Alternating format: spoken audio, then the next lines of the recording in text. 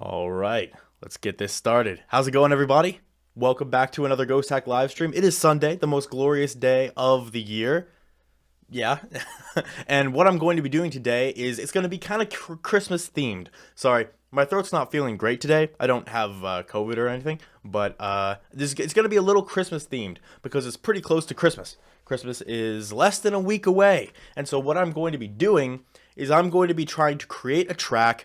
I don't know about genre or song or anything. I haven't figured that out yet. I haven't really figured that out, but I'm going to be making a track using only a sleigh bell sound, and it sounds like this.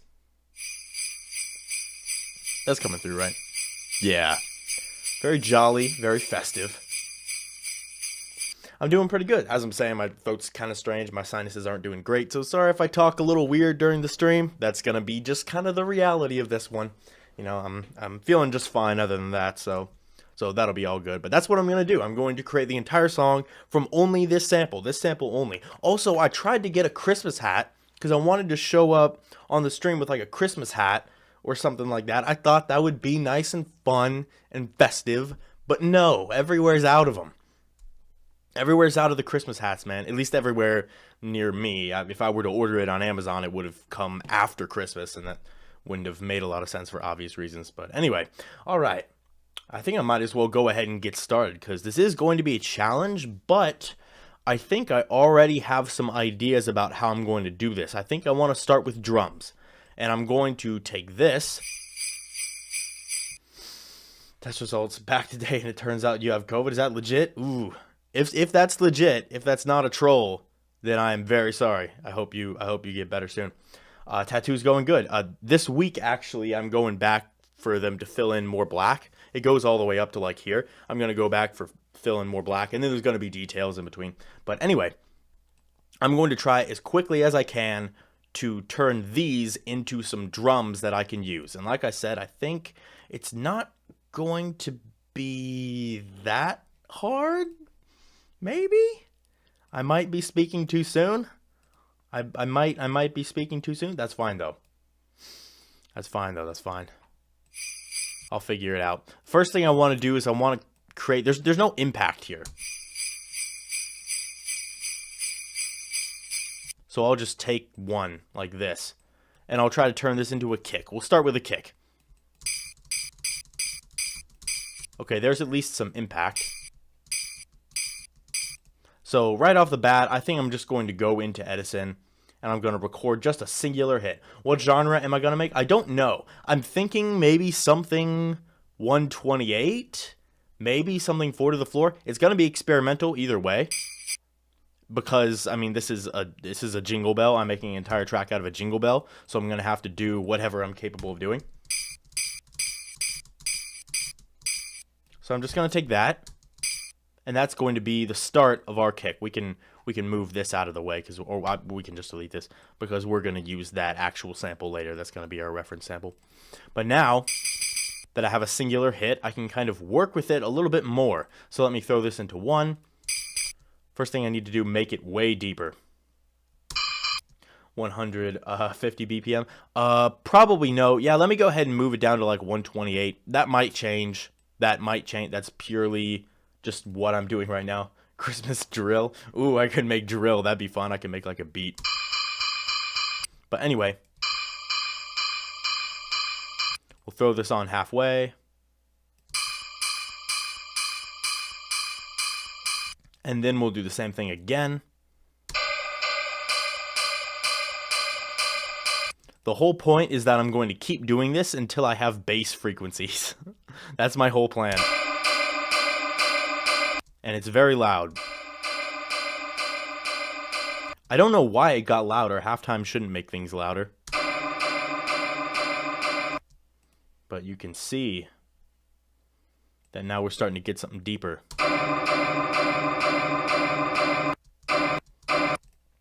And let's throw another one. It's so loud. Why is it getting louder? It doesn't make sense. Almost. One more time. It does almost sound like a church bell, you're right. Okay, there's some bass frequencies. We have a little bit of bass action in here. I'm just going to turn these down a little bit so we get the highs. And that is very good. I'm actually going to use this to create a lot of things. Whoa, look at how loud. Oh my god. Okay. Yeah, I'm going to save this real quick because now we have the sleigh bell with like a full set of harmonics, and that's going to be incredibly useful for so many things we do today. So now that I have that, I can do that.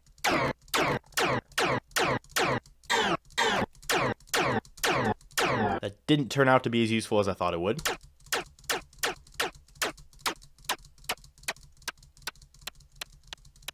But I can get something clicky. That's going to be step one. Is just to get the click. And then throw the limiter.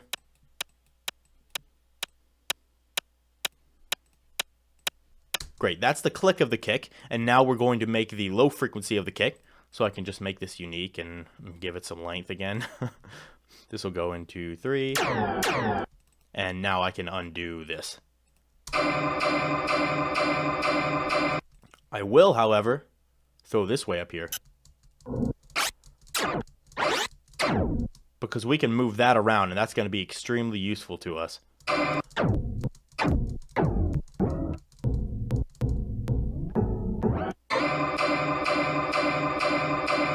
First of all, make it mono. Second thing we're going to do, give it some bass boost. Ooh, OTT maybe?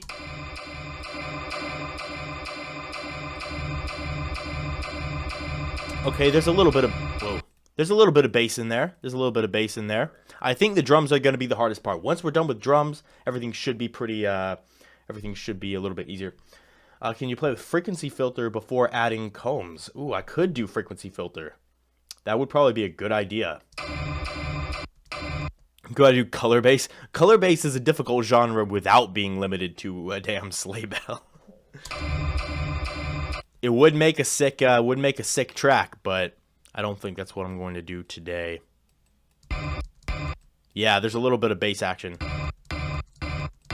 I can feel it. So let's go into the EQ.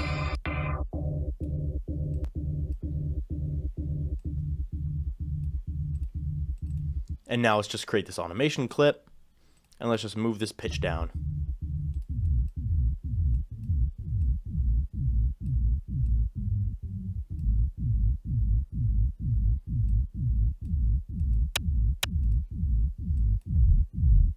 Ooh. I'm just looking for some nice bass resonant frequencies. It's very messy. So I think what I will do is I will slow it down.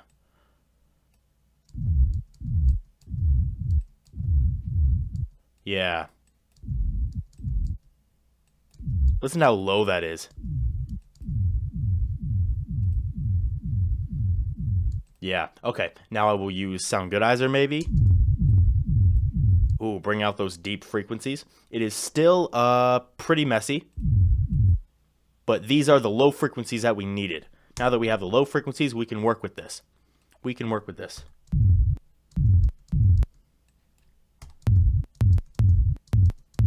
Yeah, that's a little bit better. And now we can pitch it down slightly.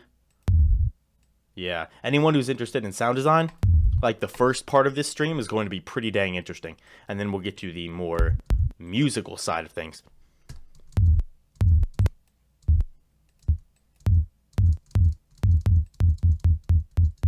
I honestly just like that. I just like this bit. Right there. So we'll fade it in slightly. That's very low frequency. If you're listening on headphones that don't pick up that well, or speakers that don't pick up that too well, it might be hard to hear.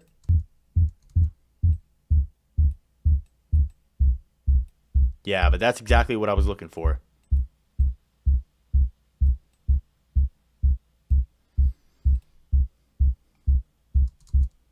And then with the click.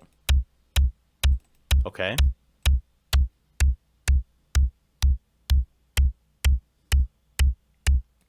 Sleigh house.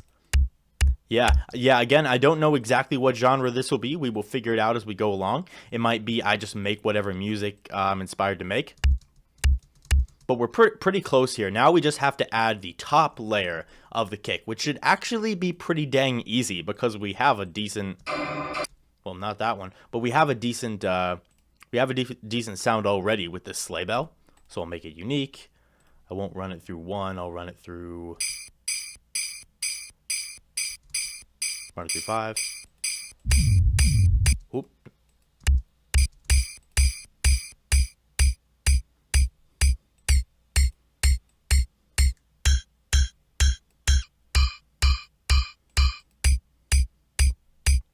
Okay. I might have to run it through a frequency shifter.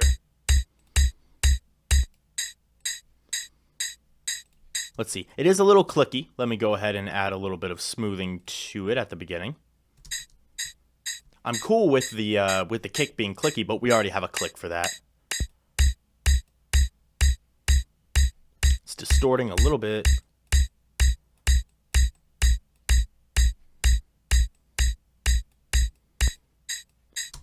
Let me get a frequency shifter up in here. Let's see. Ooh, I could add saturator. Ooh, that'd be nice. Yeah, distortion. Yeah, there we go. Sounds like a party in the bathroom. Okay, now we get a little more air in here. That's actually probably going to be very useful. Sorry, I'm just also checking my levels to make sure I'm not blowing you guys' ear holes out.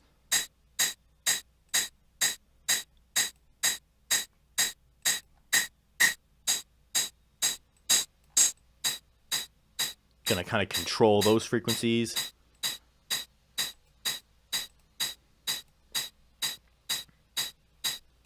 And where's that frequency shifter? It's not the FL Studio frequency shifter because I actually don't own that yet.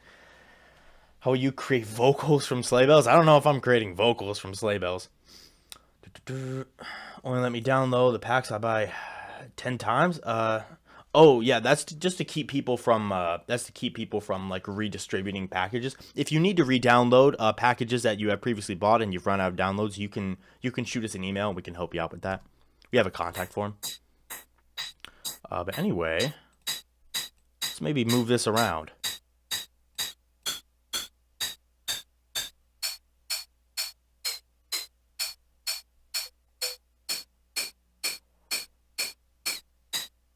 I thought I would move it downward, but actually like that.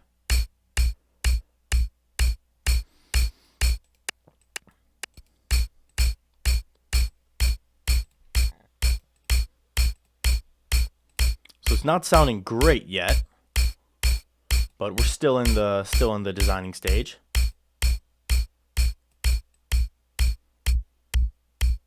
Okay.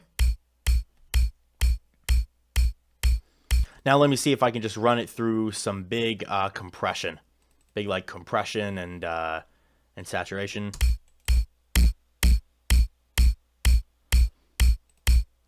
A little bit of that can kind of bring it together.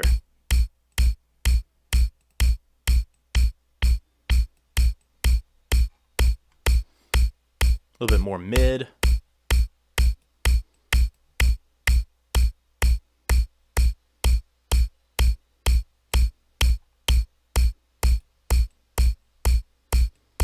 That's a little bit better of a click.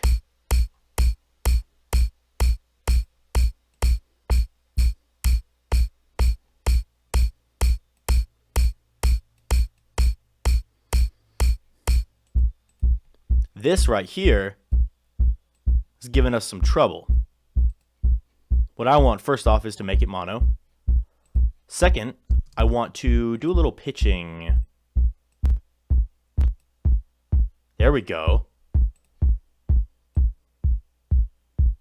That sounds a little more like a kick. Whoa.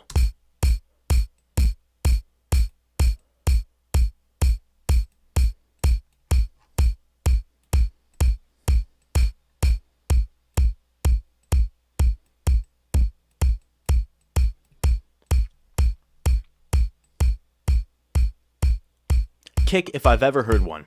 And I think the little high end on top of it is going to be a little bit is going to be extra helpful for us. And now I'm going to do some like resampling of this just to make sure that I don't have to play 3 samples at once in order to just play a kick drum. Yeah, not that.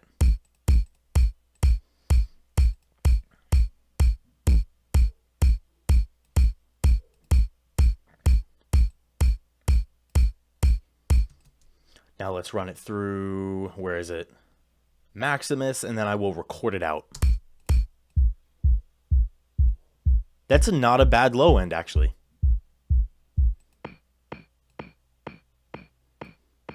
Mid-range, a little bit clicky, but that's okay.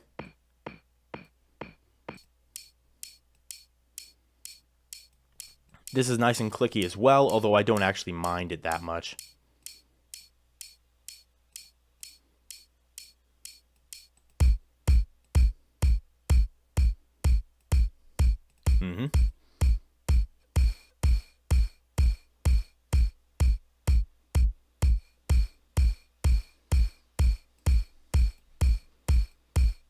Now let me record it out and we can use that. I can add some more effects on it later if I want to, but I want to move on to the snare or the clap.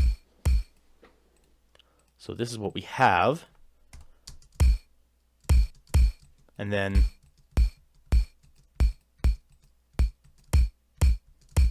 yeah.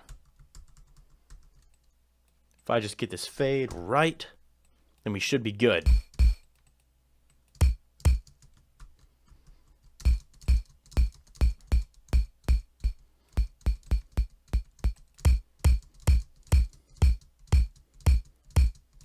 Yeah, I might cut out a little bit of this beginning as well, because there's a little bit too much click. If I just delete that. Yeah, I'll take that and then I'll probably pitch it down ever so slightly, just to make it a little deeper.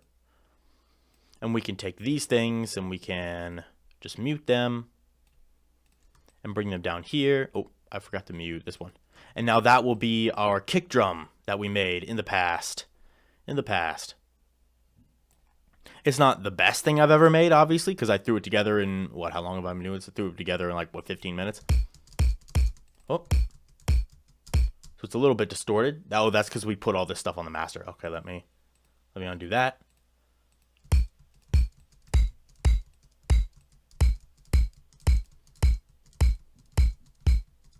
Okay, awesome. Then I'll throw this into 10. We'll just start with 10. Some nice Diablo. I do have that. Let me throw that on there. I haven't actually had as much luck with that as I thought I would. Although, the punch feature is pretty nice.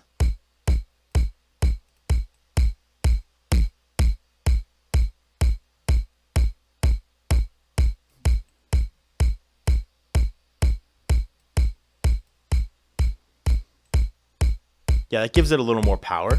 It's a little low for me. Let me turn me up. Yeah. Yeah, that's nice. Then I'll take the EQ. I don't want to spend too long on the drums individually because I do want to, you know, make progress on music, not just sound design. But anyway, okay, kick. That's not a bad kick. That's not a bad kick. Anyway, okay, let me do this. This beat can become interesting. It can. It can. Would it be cheating to use the vocoder and use the bell sound as the carrier? If I use the bell sound also as the modulator, you know what I'm saying? I think that'll be better. Make sure to boost 50 hertz region, make it a bit punchy. Yeah.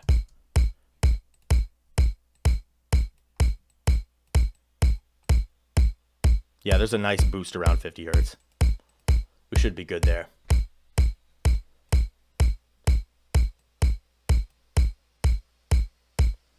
This kick is almost more trappy than anything else, but I will continue with my idea of 128.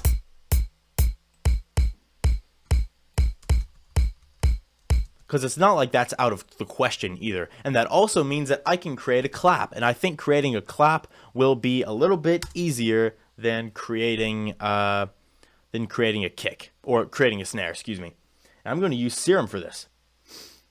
Sometimes I just lose hope. Yeah, sorry. I gotta, you know, work and make progress, and then look back at the chat every now and then read up on what people are saying. I don't think disperser. I know I'm going up pretty high. I don't think disperser would be a good call for a kick. It can get kind of strange, it can get kind of weird, but sometimes it works.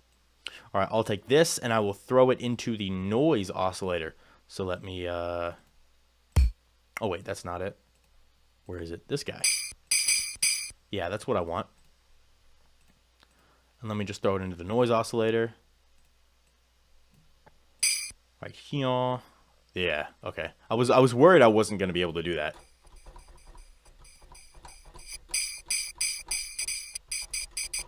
That's going to be very useful for us. Let me not repeat this. There we go.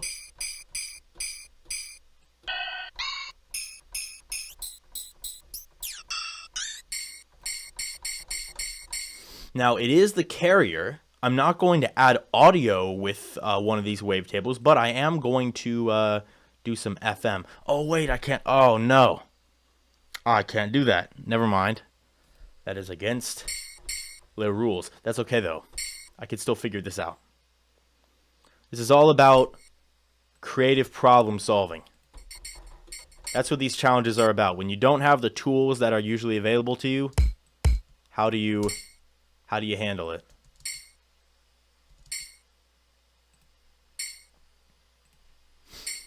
So the first thing for a clap is we're going to have to create this shape. Maybe something a little more like this.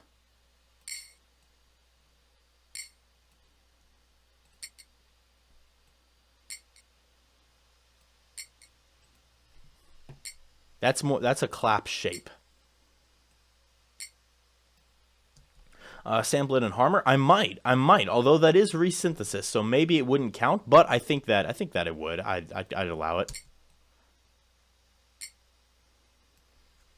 So that's the general clap shape. Let me add some distortion. Yeah. Actually, you know what? Let me cut this. So we just have, listen to all that noise. Yeah. All right. And then we will take the filter and I'll create my own little volume knob here. So I have this low pass filter, turn it all the way down. So it's nothing. And now I can just use the mix.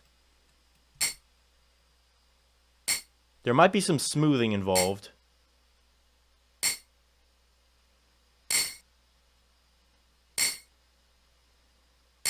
But I think I'll be able to figure it out.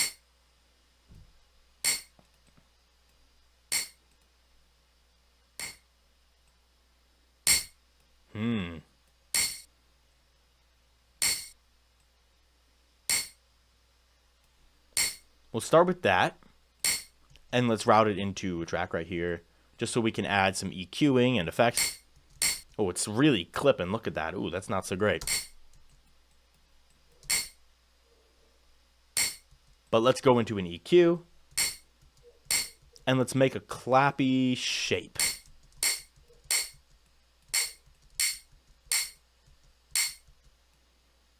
Let's see, maybe something like this.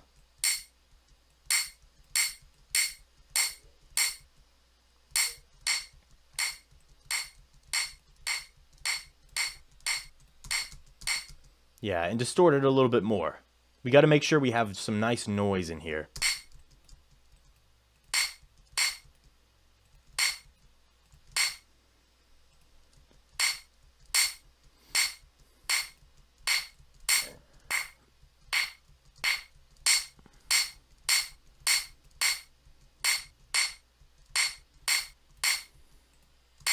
I will also use a little bit of the EQ in Serum because I want to automate it. Oh, it's not so nice. There we go. Claps are kind of tricky. It's easier if you have pure noise. Like right now, there's a lot of harmonics in this. So it makes it a little bit harder. If I had switched this to just noise, then it would probably be a little bit easier. Which is why I'm actually going to pull up Patcher, and I'm going to I'm going to pull up this particular preset called Noise Layer. We put out a video. It should be actually one of the more recent ones where I gave away this and a few other Patcher presets, and this just adds noise to it through a bunch of like distortion techniques and stuff. It adds white noise.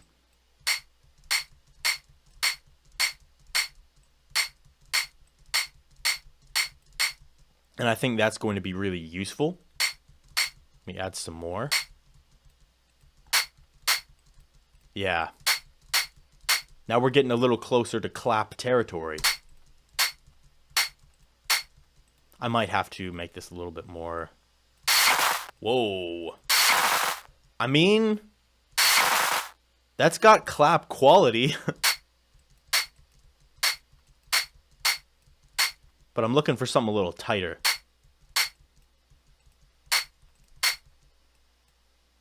Let's see. Yeah, I think that's a little bit better. Now let me go into another EQ. And let me just EQ out some of these resonant frequencies that are being kind of annoying. You can see them poking up here. That's not good. And here's another one. There we go. Okay. And again, let me just cut off this really high end.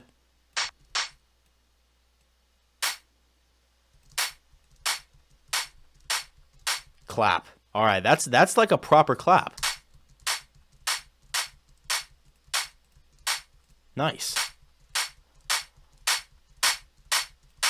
So I can, I'll give it a little more high end. Why not? Awesome. Let me record this out. What Will gets using only the sleigh bell sample. It's gonna be a challenge. With a passion to play jazz. Oh, okay, there we go. Maybe you can fasten the sleigh bell loop and create some kind of synth. Yeah, that would definitely be a good idea. I'm probably gonna do something like that. Play it at really high speeds. Wouldn't remove much of the high end. Yeah, I just need to make sure it's kind of a mid-range clappy situation. Ooh, with a link to the patcher. Awesome. Thanks, Alex. All right, I like this second one. The second one was pretty good. Maybe it could be a little bit deeper, so I will pitch it down. Ooh, yeah. Yeah, I'll just pitch it down one. Okay, so we have a kick and a clap here.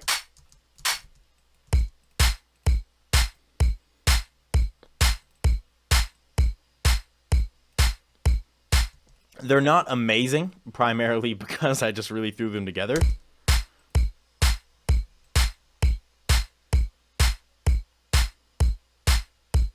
And they both have a distinct bell, like sleigh bell texture.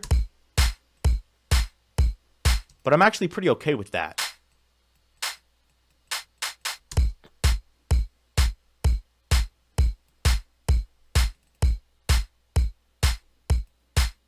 Gonna make this a little bit tighter.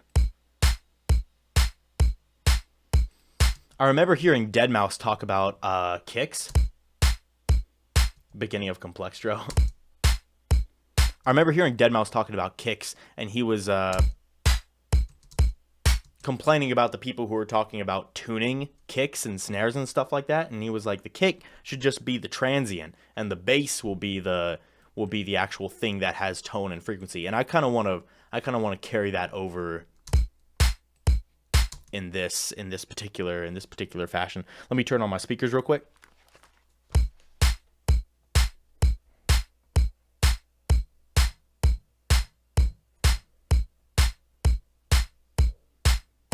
Okay, it sounds pretty okay. I don't think I hear frequencies clashing very much, but there is a lot of mid-range click on this kick.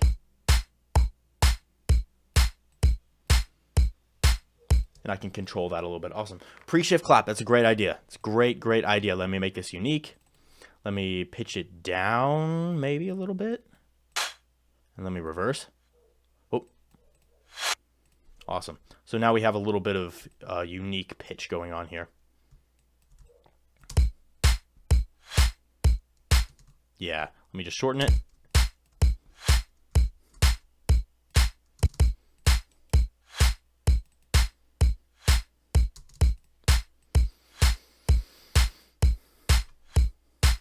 Ooh, and a little pre-shift kick. That's kind of fun. That's fun. All right, cool. And the easiest part of this entire day is going to be the hi-hat. it's going to be the easiest. Because literally, let me just pull up this little hi-hat EQ preset that I have. This is something that I use when I make hi-hats. It's just this. And a lot of times it really limits the frequencies that are being used here, but in this case, it's pretty much just the frequencies that were already there. Like, it's not really shaping it too much. So I'll do the same as I did before. A lot of this. Just so it can be a little more interesting. Now let's take this and just go like that, and then we'll just shorten it. Hi-hat, beautiful. Gorgeous. So let's drag that in there. Oh. And we have a kick, a snare, and a hi-hat. And now we can start working on the pattern of things, like really making things sound like music. Ooh, I kind of enjoy that, actually.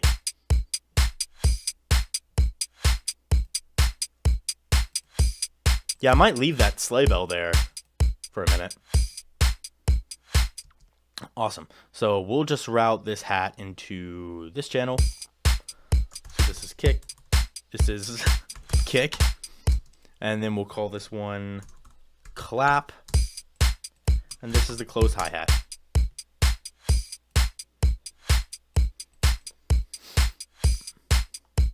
All right. House open hat. Yeah, I can make it an open hat later. I open hat later. So that putting an SSL compressor on a kick doesn't make any sense whatsoever. I really wanna buy that masterclass that Deadmau5 did. Yeah, let me save this. This will be Slayer. All right. I really want to buy that, not necessarily because I think that it's something that I need, but I just want to, I don't know. I like to get in his head and hear the kind of stuff he has to say. It would be crazy inspiring too. But anyway, okay, now let me create something. Oh, I think I know what I want to create. It's kind of simple, but I do want to create a bass sound. I want to create a bass sound. I want to start with just a simple pluck bass, you know what I'm saying? And then we'll get into more melodic content as well. So let me use Harmor, favorite plugin, well, second favorite plugin, but one of my favorites. And so I'll take this sleigh bell. Oh wait, no, that's the kick. Oh, I could use the kick to make a bass. That's so much easier. I already made a kick that has bass in it. Let me just use this.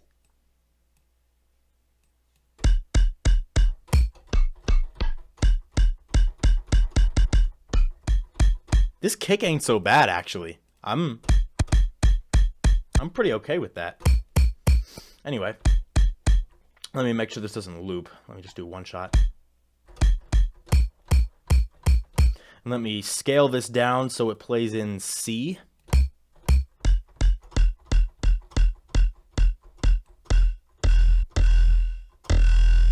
Ooh.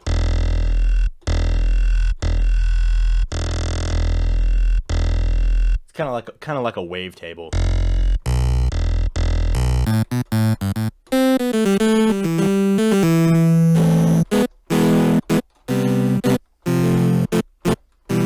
Kind of like a distorted clav kind of sound.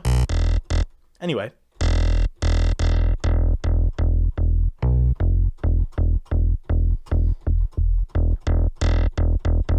It's really as easy as that, ladies and gentlemen. But let me try and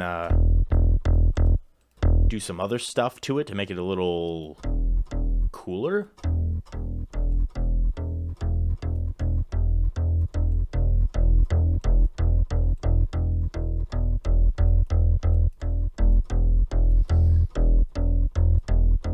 I kind of enjoy that, so let me edit this articulator, and let's just slide this unison on down. So it starts out with a little bit of unison, and it goes down to, it brings the pitch right down to the middle. That way we can get the tonality of a unison while, you know, not having to deal with the phasing problems of using unison. Let me take off the velocity.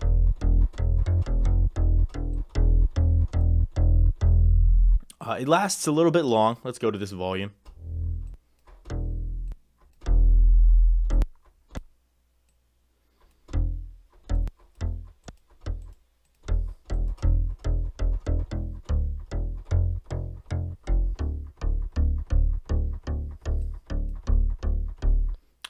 And now we can go into the distortion. I like log distortion.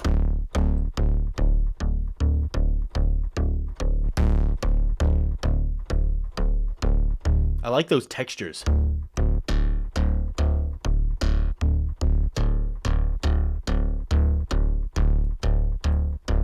I wish it was consistent though. It's not.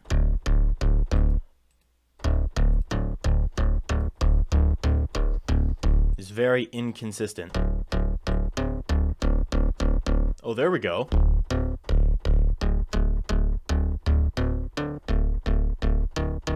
A little bit of consistency in our life.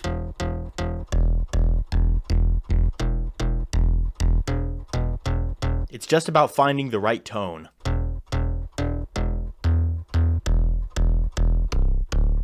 That one's not bad.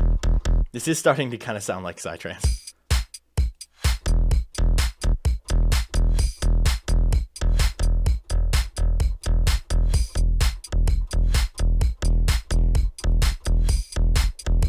Yeah.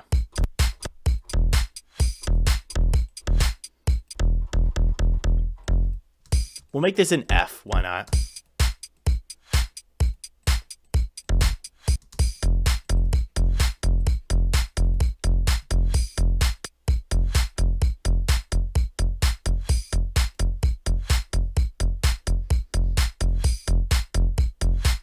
We can get a little bit of groove in here.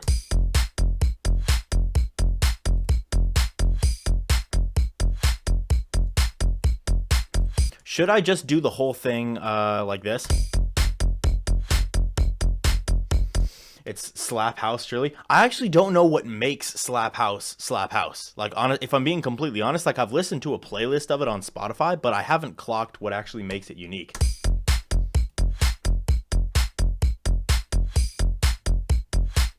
But if it's anything like this, then I kind of enjoy it. This will be pluck bass. I should probably get a sidechain set up. Yeah, let me do this and let me get a sidechain set up right away because we're going to need it with all the stuff we are going to add. It's going to become a necessary element. And that's probably going to be the easiest thing that I do today is setting up the sidechain. So let me just take any track, dock it to the right, make it a little bit easier. Great. This will be our sidechain track. And now let me take a limiter. Where is a fruity limiter? Here it is. Raise that ceiling up and just create an automation clip. This will be our sidechain.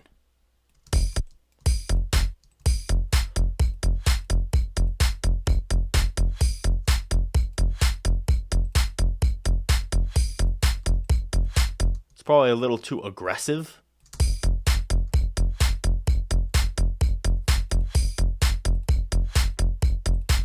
But that's okay. That's totally okay. Let me go in here. I want to make sure. Yeah, let me turn velocity back on.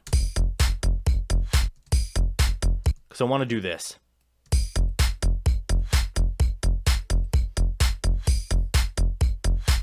Nice. Slap house is basically deep house with Brazilian bass. Oh, okay. I don't know exactly what Brazilian bass is either. But anyway. If this is what it is, then awesome. I like how the drums sound good, but also sound like sleigh bells. Yeah, it still has a sleigh bell sound to it, which I kind of appreciate. You know, I appreciate that about this. Anyway, let's see. Normally at this point, I would want to add like cool percussions because I think it would go really well with the beat. But I don't think I want to continue working on drums because I spend a lot of time working on drums. I probably will later in the stream. There's still plenty of this stream to go. but I think I'm going to go ahead and create some kind of synthy sound. Maybe some kind of synth hit right at the beginning. First chords. Yeah, that's what I was thinking. Some kind of hit, whether it be chords or whether it be some kind of cool synth stuff, you know what I'm saying? Range that bass too straightforward. Come on, let's do slap house. Again, I don't know what the specifics of slap house are, but has a slap house pack. Oh, okay, awesome. Yeah, it wasn't something that I've made, but I'm sure that would be very useful. I'm not gonna dip into sample packs on this stream for obvious reasons, but I forgot about this. Sound that I'm going to use. Yeah. Listen to that. All right, and we will use this as a serum wavetable because I haven't made a serum wavetable in a long time. Let's try some stuff and let's see what works. Let's make serum bigger. You're so small. There we go. Well, that doesn't look too great. It looks like a carpet. That's not what we want. If your wavetables look like carpets, probably not optimal. Probably not optimal.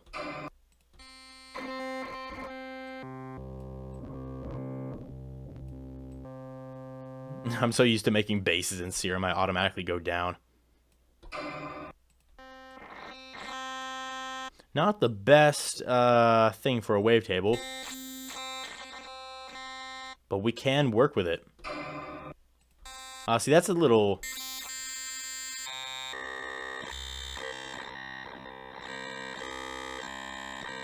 That's a little more useful, you know?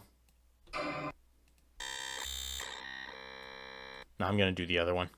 This one.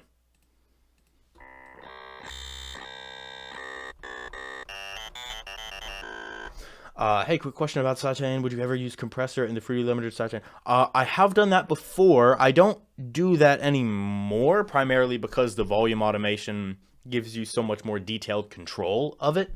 But oh, the kick is wavetable. That's a good idea. But yeah, I think that I've sort of moved past that. Like it totally can work, but I prefer to automate it via just the volume.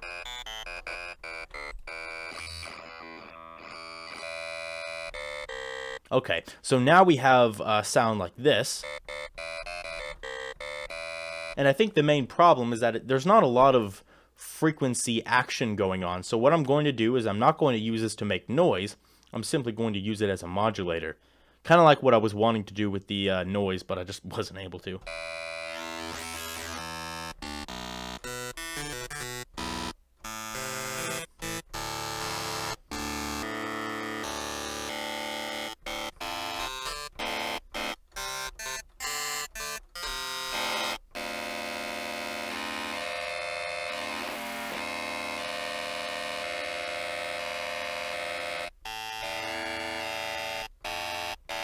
See, it's more of a synthy sound. It's not exactly like a...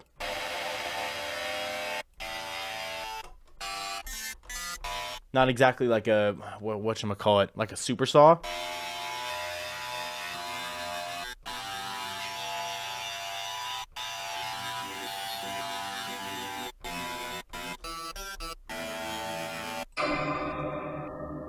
That's not what I wanted.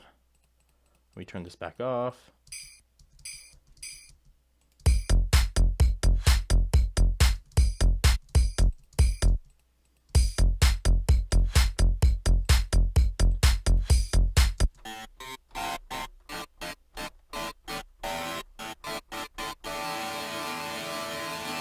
There's like some aliasing going on that sounds really tight.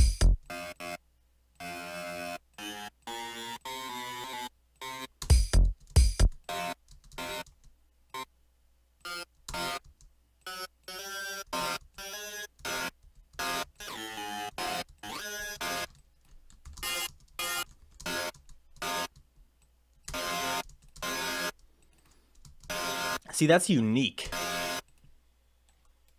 That's what's fun about this. You get the unique stuff.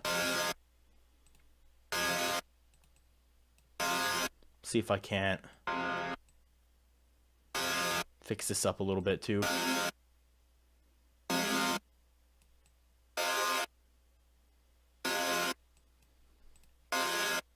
And let me use LFO to control the pitch, or LFO1 to control the pitch.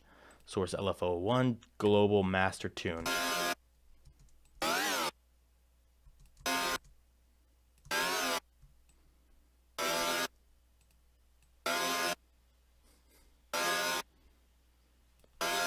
There's a little movement.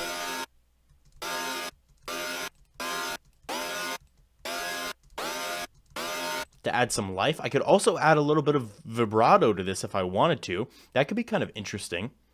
Something to give it some more motion. Let me turn this to just 1, maybe down here.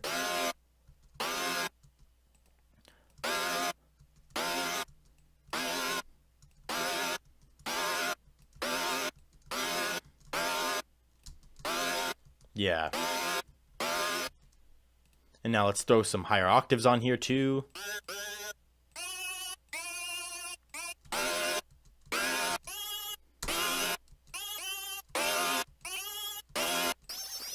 If we go too high, that sounds weird.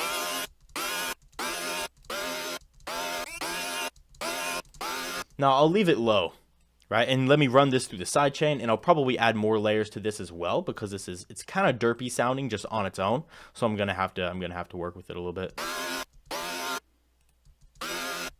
And I can call this weird chord. Because I'm doing so much weird sound design, I have to make sure to like label things, you know what I'm saying? Commentaries, complex sidechaining. Let's see. If you want this to be chords, you can okay. Just making sure I'm caught up here. Yeah. Yeah, I don't have kickstart, but I'm sure it works very good.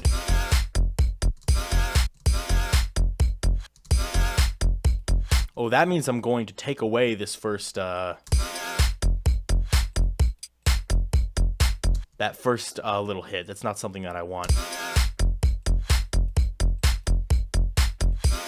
Because I want to make a different bass. So I will take this pluck bass, I will clone it, and I will make it a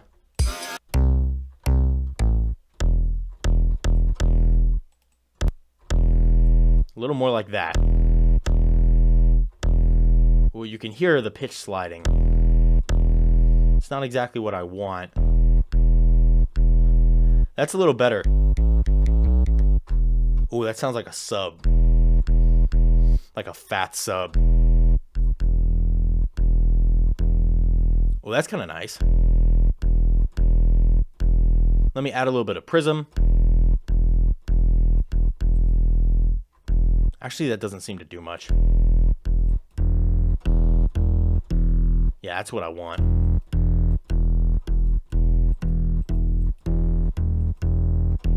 Now I can add more log.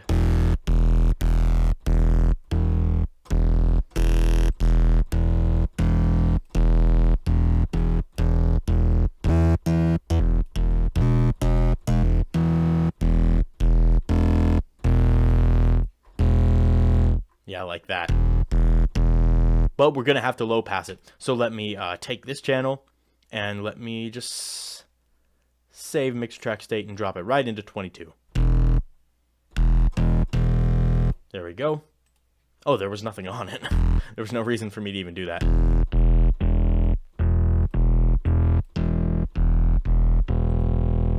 Oh, it's so loud. Why is it so loud? I'll just throw this under.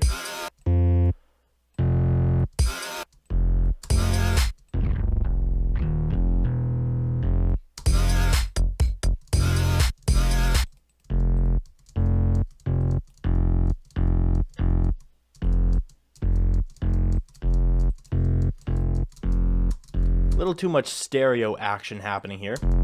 So let me just go into Maximus. I just want to make sure that this is mono. Then everything else, that can be more stereo.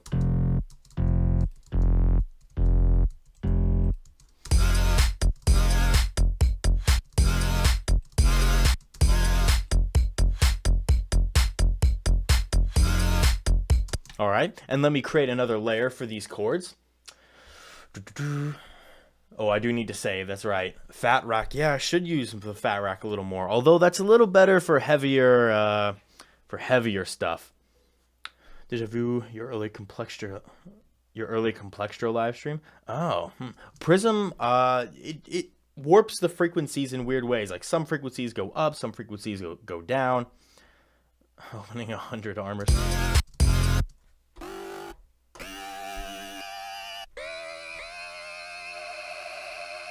I want to do this.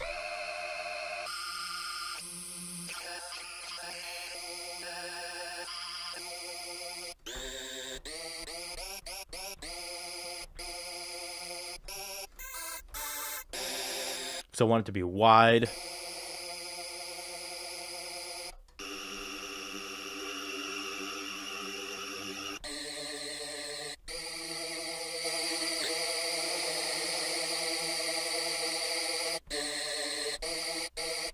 I want it to be a wide layer, and I don't want there to be vibrato on this one.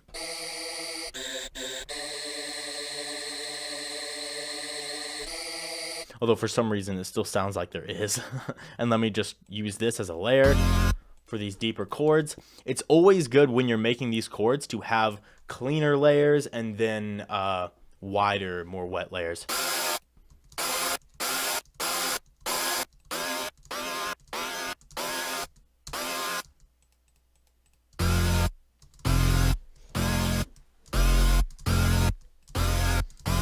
Now that's a little richer, you know what I'm saying? Chorus moment, yeah. You can add filter automation so the chord goes wah. Yeah, I could do that, like low pass, mid band pass stuff. Just like just before the loop ends, maybe add the same synth at the end playing the same chord but 1 or 2 tones higher. Oh yeah. So I could do like I can go from. So we can go da da something like that.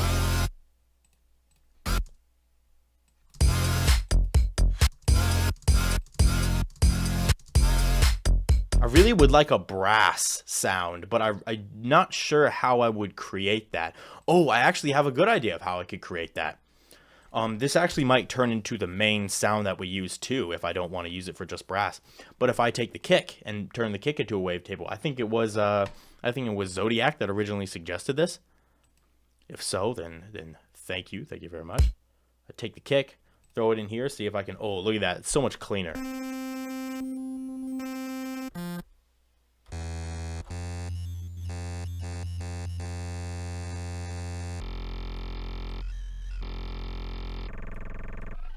Listen to that. Let me try this way.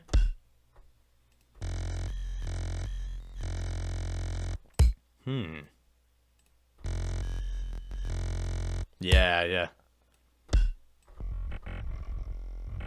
That's not so great either, so I just have to find the best one to use. This is usually how I go about making wavetables.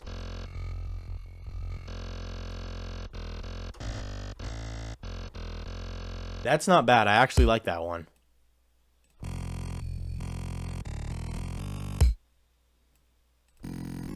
Nah. This one's the best.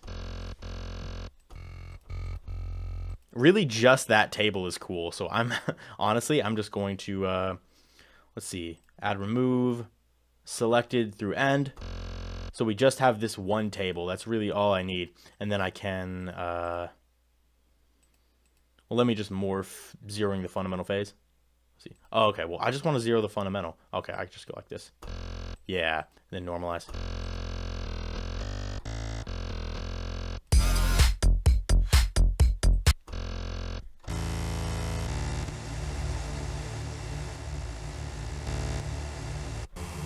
Can I zero all the phases? Is that something that would be good to do? Let me just go in and just zero everything out. You're all zero. Yeah.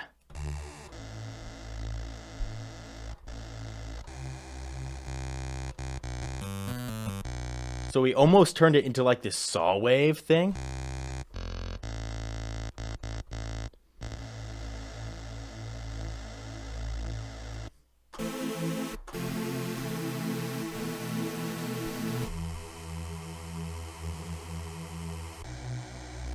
Now I want this right here, and I want to turn it into something brassy.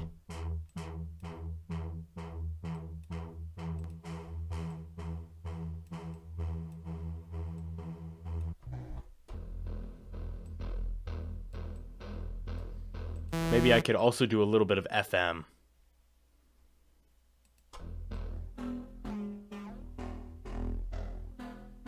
Ooh. That's not really brass, but I just like the way that sounds.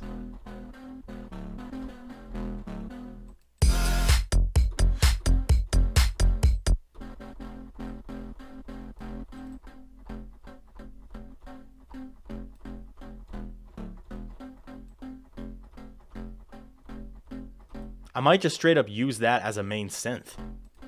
Maybe I'll come back to the brass idea.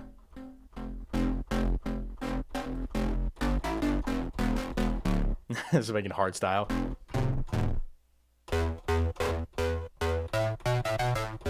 Oh, that's actually not the worst thing ever.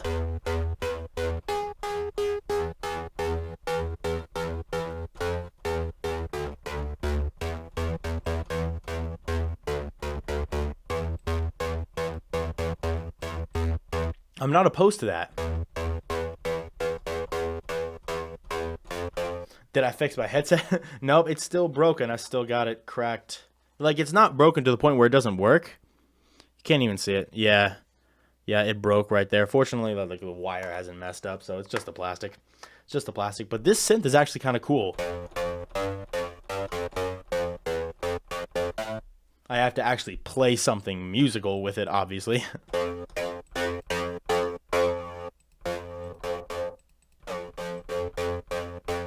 But I like it. Let me throw a little multiband.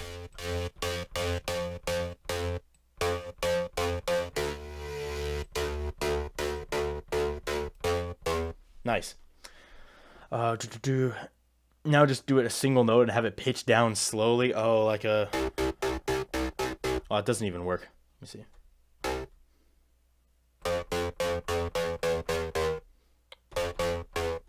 Oh, that's not actually a bad... Ooh, that chord, now that I'm hearing it, sucks. That was not a good chord. It was really not. I'll fix up the chord. I promise I'll fix up the chord. But real quick. I might have to have this be more of a bass focused track.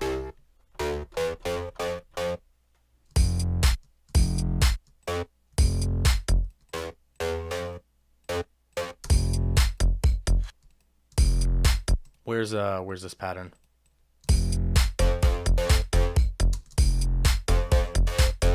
Yeah, where can I get a pitch bend? Where can a guy like me get a pitch bend at this hour? Oh yeah. yeah, we're definitely doing that.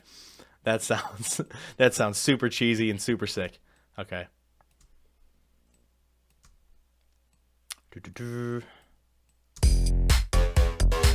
Yeah, definitely.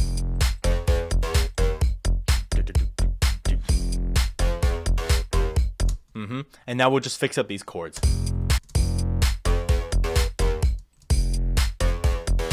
Oh, I should add some reverb to this. That should be a thing that I do. Just a little bit. Maybe just some real room. Yeah. The chord is cool. I just have to change the sounds. You know what I'm saying? What monitors I'm using? Right now I'm just using headphones. These are Bear Dynamic 770. Yeah, 770s. I have KRK Rocket 5s. I don't actually like them that much. I'd rather get some Atom audio, but my room isn't treated well enough for that to really matter anyway. Let me make sure this is going through the sidechaining. Okay, I'm going to do a controversial technique here where I run it halfway through the sidechain, halfway not through the sidechain.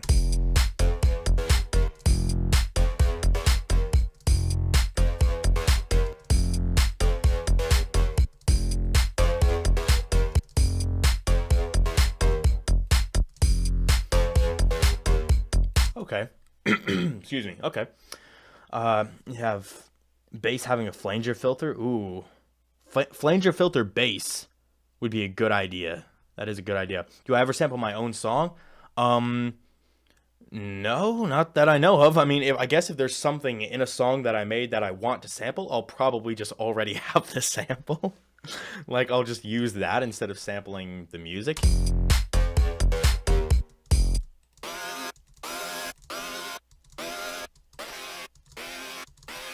That's a little bit better. Let me make sure all this is normalized first.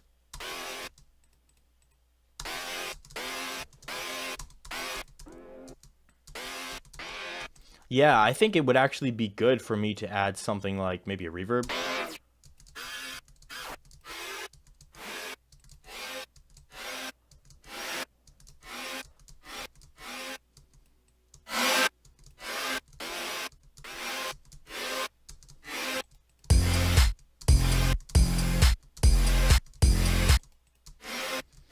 I need to make it smoother. I need to make it sound less stupid.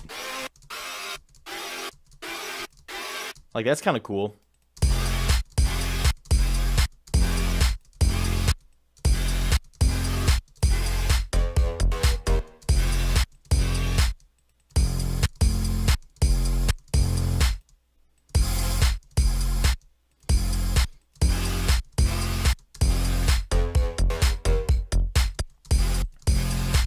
Make it shorter.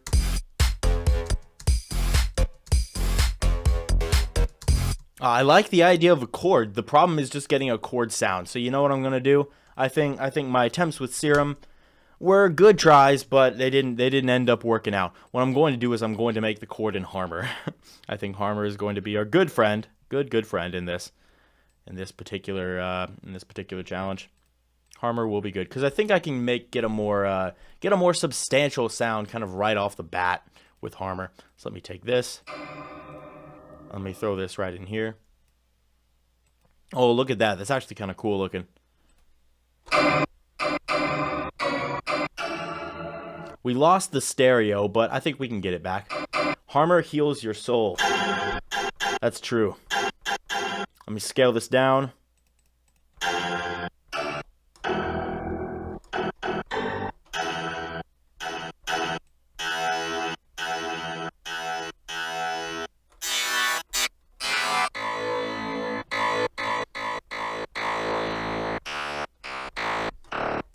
Sounds more like a bass. I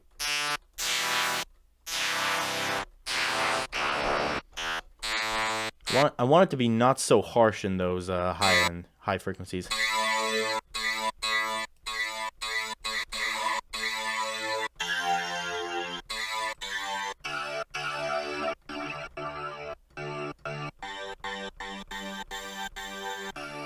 Yeah, a little bit of harmonizer. Never hurt anyone.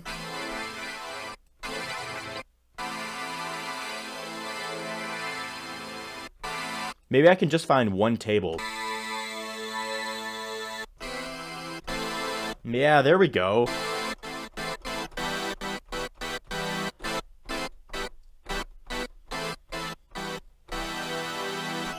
That's a little more substantial.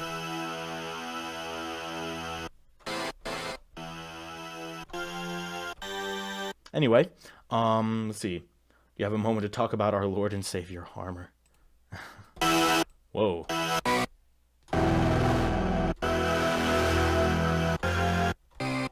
Maybe not that. Ooh, chorus. Kind of sounds like an organ. How did I get the image? This little arrow will show you.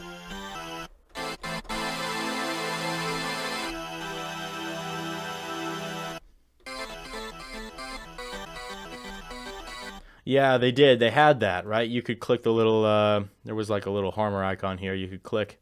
It had animation. They had it for Harmless too.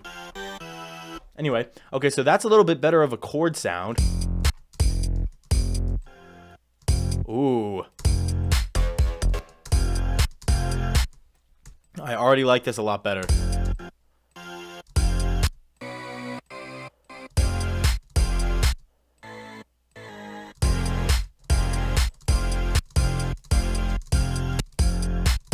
Why does it already sound like a chord?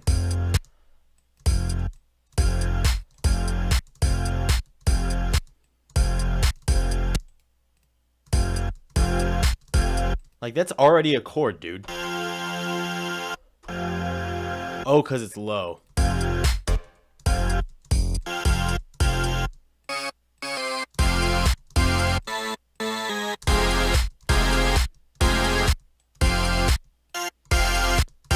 I could just do power chord like that.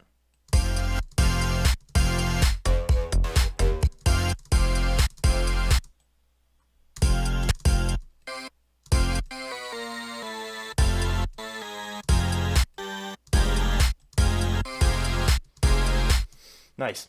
Put this sound on the snare? I don't know. Which MIDI do I use? MIDI keyboard? I have a Nectar Impact 49 key. Ooh, arpit. That's a good idea too.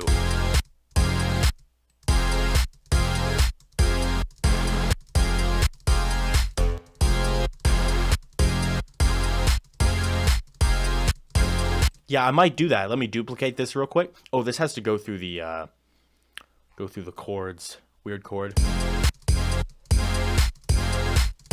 Get sidechained. Oh, and this where's the bass that I just made? This bass. Yeah, this will be hard bass. It's not like Russian hard bass. It's just like, I don't know. It's a printer bass. Yeah, why is that not running through? Wait a minute.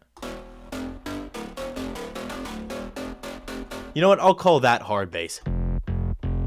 This one right here, 22. Oh, it's just running through the pluck bass. That's fine. Route it through the sidechain. So now I'll take this and arpeggiate it. So let me copy this and let me just shift it upward. Ooh, doesn't sound bad.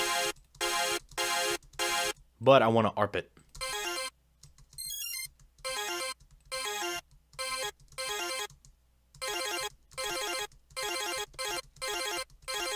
Yeah.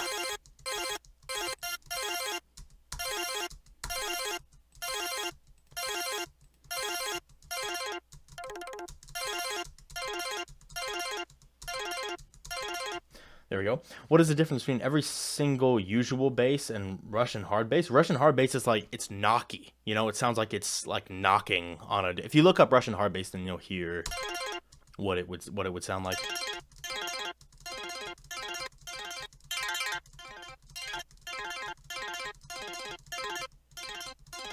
Just a matter of finding the right spot here.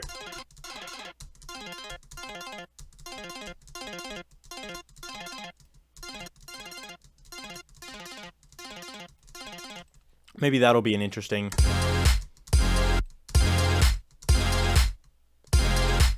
Can't really hear it.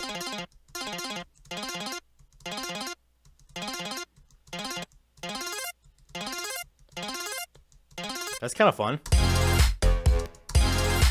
A donk. Yeah, it sounds like a donk.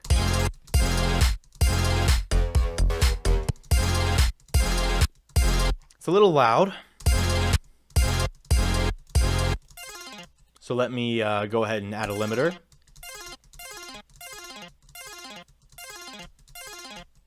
And also an EQ.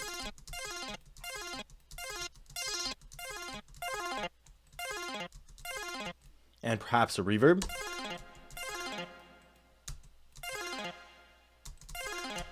Also run it through the sidechain.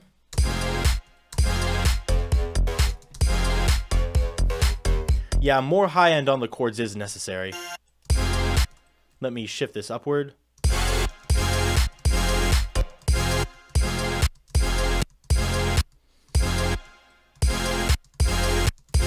I honestly like the way that sounds. It's just so loud.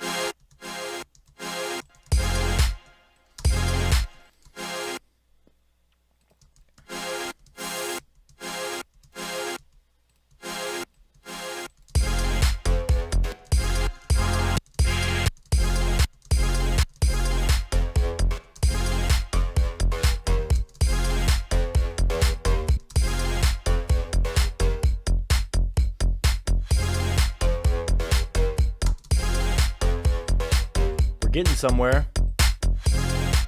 So we'll double this and I will create a new chord over here.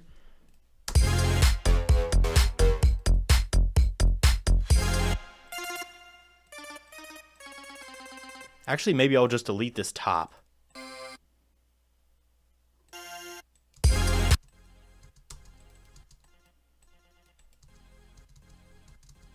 To make it a little more...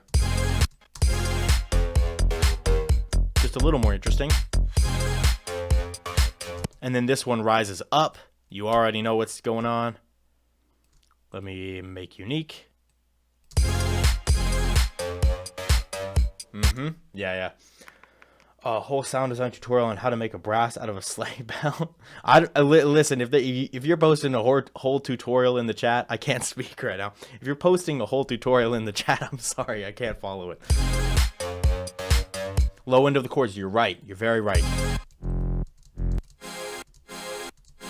Yeah, let me high pass this. We'll boost a little bit of this though.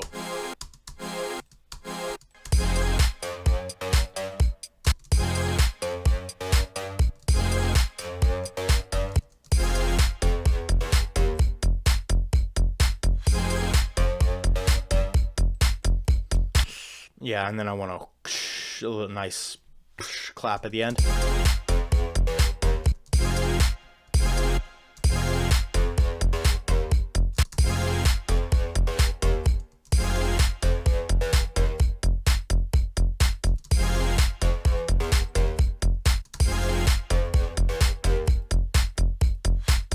Ooh.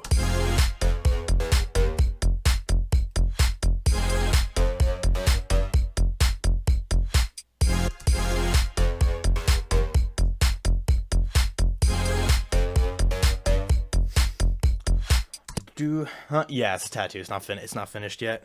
Still in the works. That's all good though. Okay, so I have a little bass, I have a chord, and what do I put here is the next question.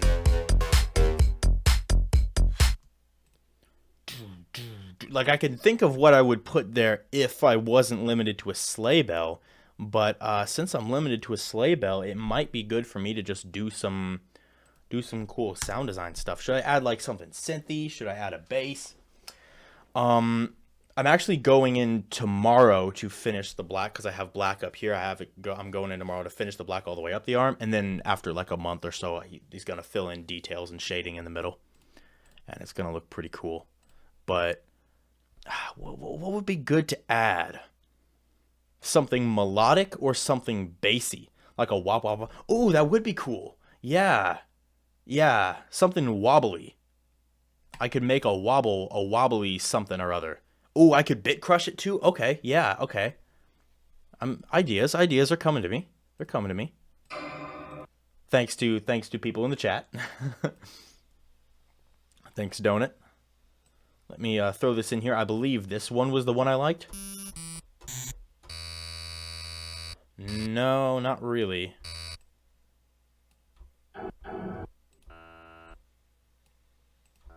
Oh no, I wanted to take the kick drum. Yeah, the kick drum. The kick drum's gonna help me out a lot. I'm glad I made that in the beginning.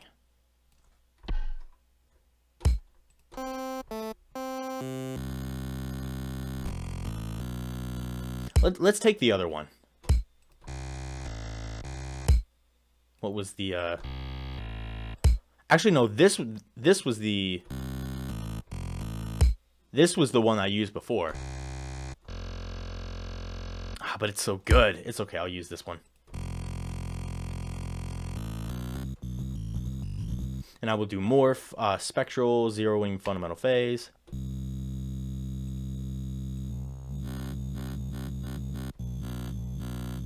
So now I can create something a little wobbly.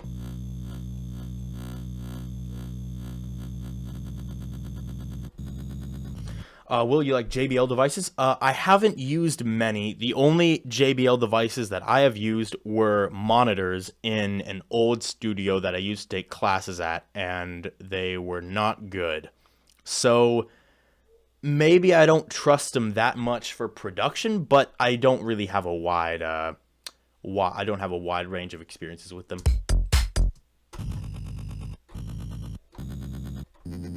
That's real messy.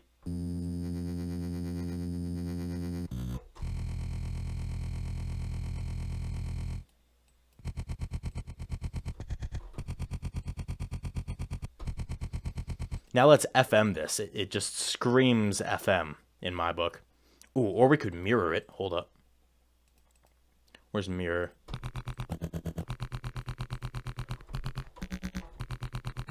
That's actually kind of cool, maybe. Let me try throwing a thick rack on it. This is trial and error right now.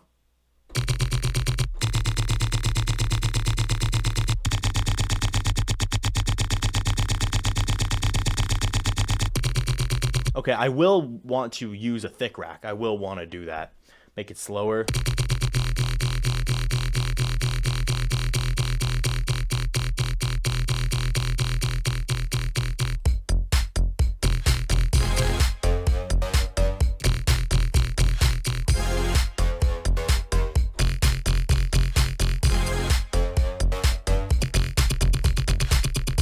Ooh, I like how it sounds fast.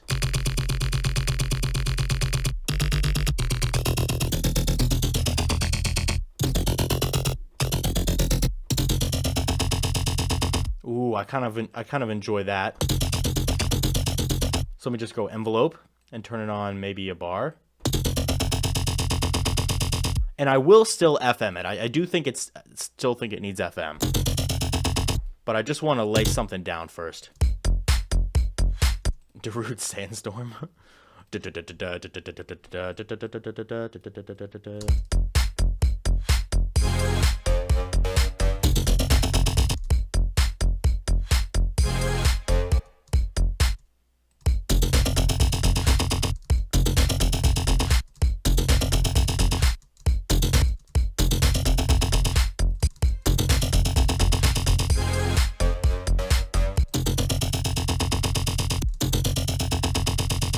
Oh, but now since I use the mirror, I can't FM. Okay, maybe I'll come back to the mirror.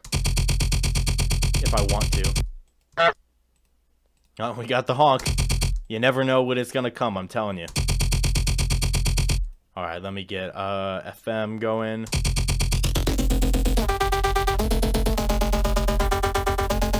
It's so thick compared to the rest of everything else. And like, I know why. Obviously, my thick rack's on it, but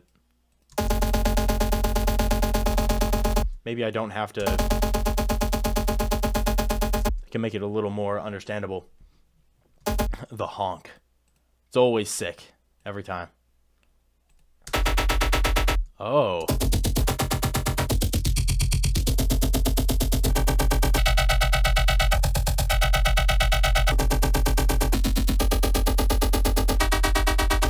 Ooh.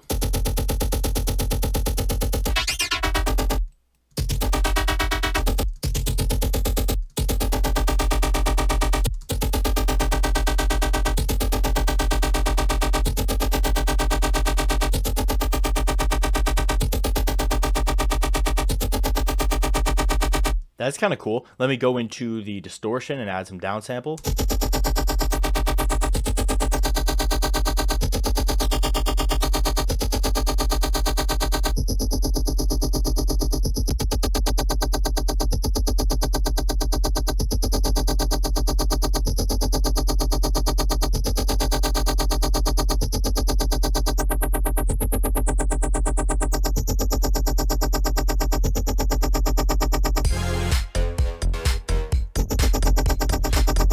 Ooh, I like it. I think it's getting somewhere. It's just not on time.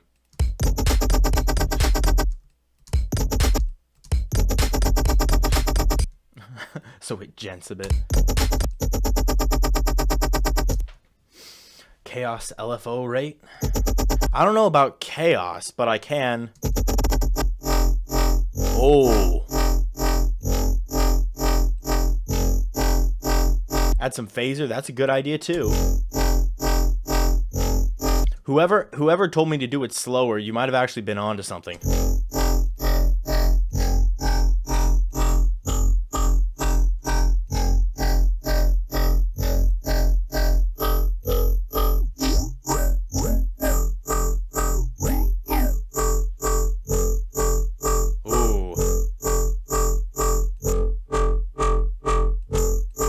There's just that digital quality of the downsample is so cool. Like, it sounds kind of classic. Let me try with this phaser, adding a little bit more texture. Not like that.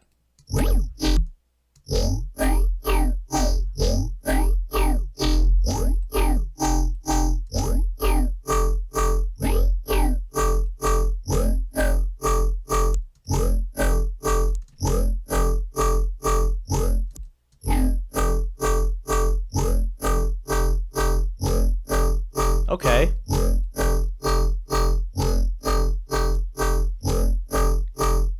A little bit more movement, a little bit more motion there.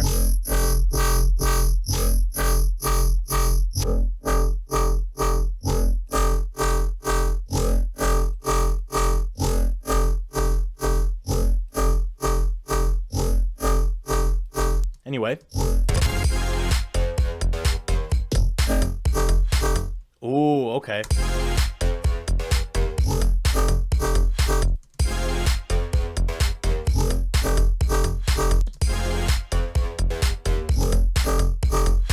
The delay is just so annoying here.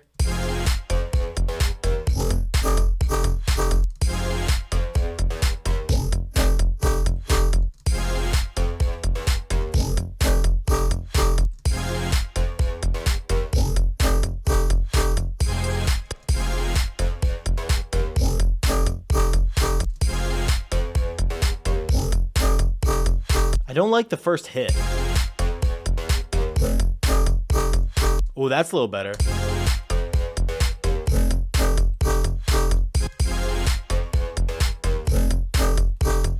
Also have to make sure to cut the sub. Oh, let's add a little bit of stereo to it.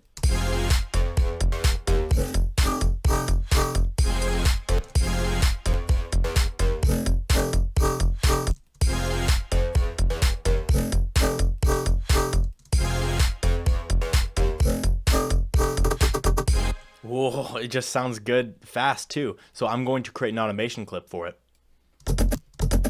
Ooh. Ah, just the groove to that. It's hard to argue with.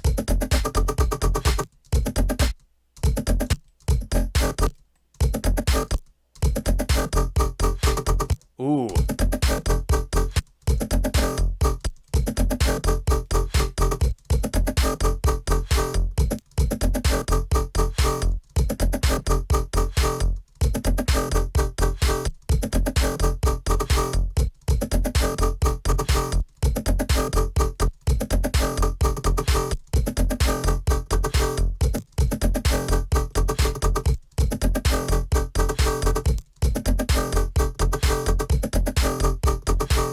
There's just so much life that way.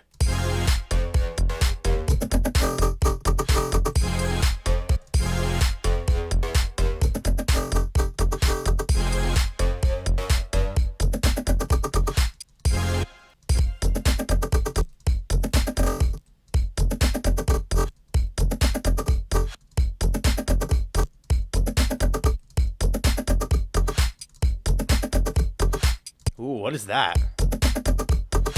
Sort of weird.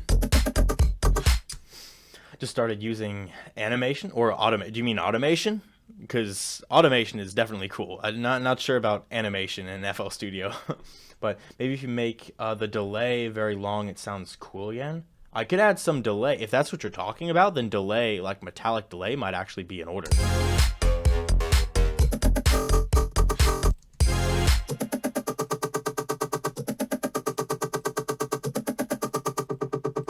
Maybe I could do that through a flanger.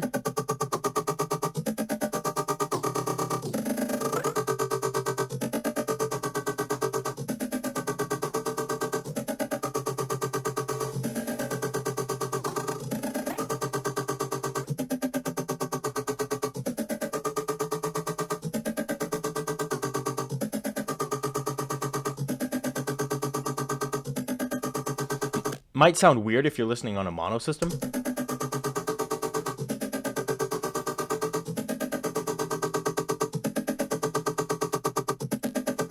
Yeah, that just adds a little more room and texture. Oh yeah, and this has to go through the sidechaining. No wonder it was sounding weird. This will be, this is kind of a funky bass, sort of.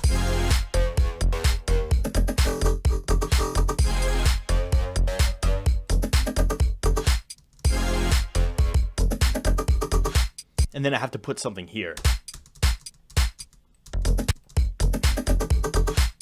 And I think I know what I want to do. I I want to use this clap. Why does everything sound so high pitched? I feel like my ears are popped. I don't know. I want to take this and I want to turn it into a Prida, like, you know what I'm saying? Grow speed and glitch. Oh, I could use glitch. Oh, that would be awesome. Yeah, reverb automations, that's also a good idea. Can you show the sidechain channel? Yeah, the sidechain channel is just a limiter. I brought the ceiling up, and you can, it's not currently activated, but the gain will go up and down with this sidechain. Yeah, like that. So everything running through the sidechain channel gets ducked. But I want to take this clap. I want to add halftime. Why does that not work? I'll have to render it out anyway. Yeah. Gonna do that, and I'm gonna add just a crap ton of a reverb.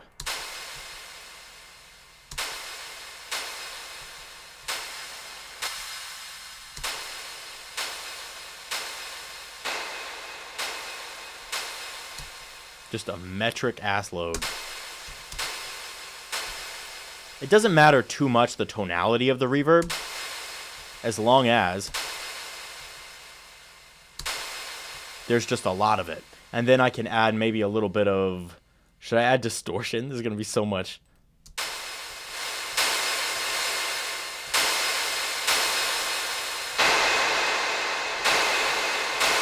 Yeah, that's loud. That's a lot. All right.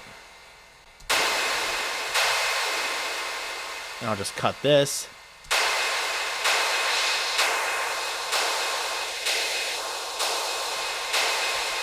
Okay, and let's render this out.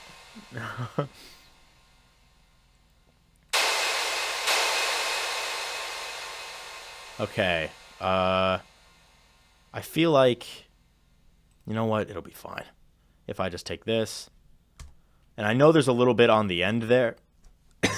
Excuse me. I know there's a little bit on the end there, but I can just cut that out in the actual audio clip. So let me go back into the snare, and I can just delete everything I just did. Or the clap, excuse me, and delete everything I just did because I don't want that to stick around. I just wanted it for that sample.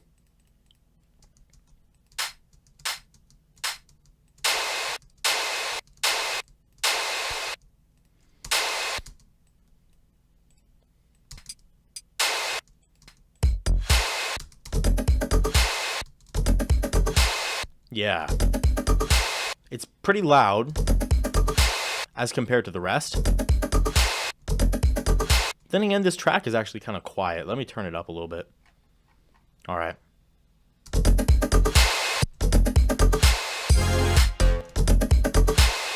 What if I reversed it? Ooh, that could be cool.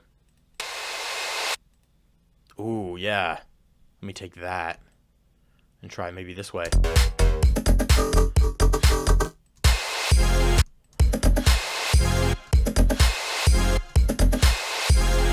Oh, I do have an idea. Maybe one can be reversed, one cannot be reversed. Let me make it unique. Flip it back. And now let's do it this way. So it just kind of ping-pongs back and forth.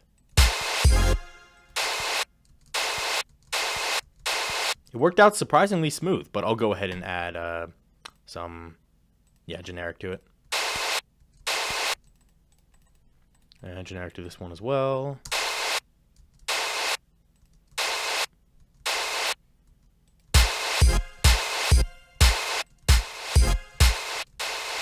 I kind of want to throw vinyl on this, though. Because I feel like it's almost too, like, high fidelity.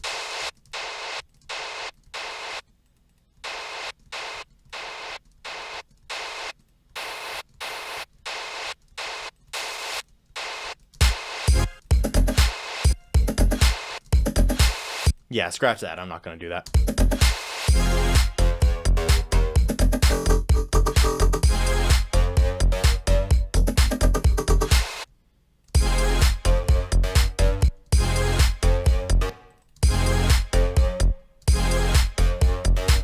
Real quick, let me combine these patterns so we get something that is consistent that we can actually make changes to. Let me merge pattern clips. Nice. And then, whoa, what? That's kind of cool, but yeah, there we go. And I want to add like a bunch of little hits. I got to add glitch and stuff to make this interesting. So I feel like I will do that.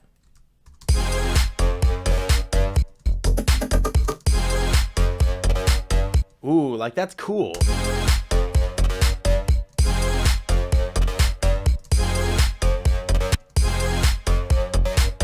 Oh, maybe just that.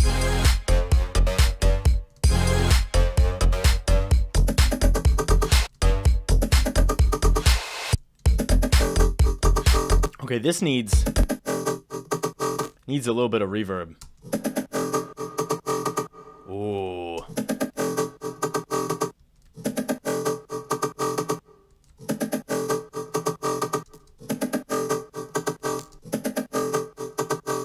Give it a little bit of room.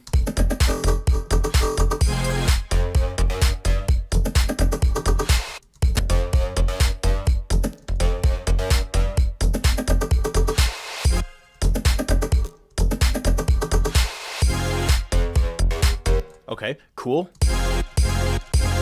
I do kind of like these chords. Ooh. But someone mentioned a while back, I forget who it was. If you're still in the chat, let me know. Someone mentioned a while back I should add a filter to the chords to make it go wah. And I feel that now. With how everything else is moving, I feel like some wah to the chords could be pretty useful.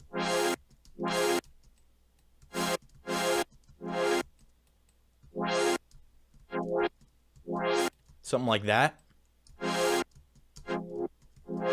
could increase the magical qualities of the track. It was you, Zodiac.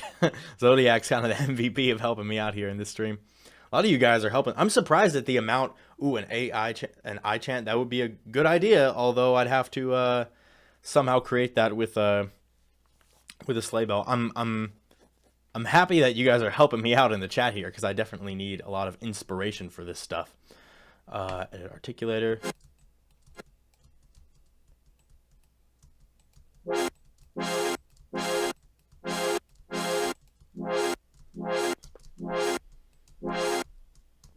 Like it's got that sort of future vibe to it.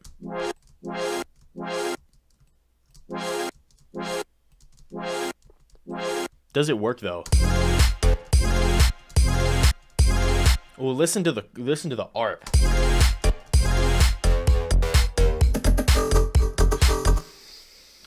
And it's all made of just one bell sound. Yeah, this is all one bell.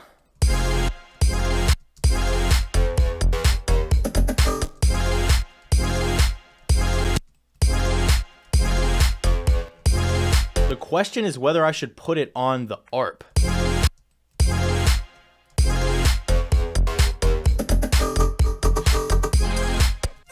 Oh, I forgot to even label this arp. Arp. Yeah, I forgot about the challenge. That's been the hardest part of this. Oh yeah, I do want to put it on the arp as well. I want to put it on the arp as well. Let me edit articulator. Let's just do the same thing. Let's go right up. Oh, I can't. Oh, okay, interesting.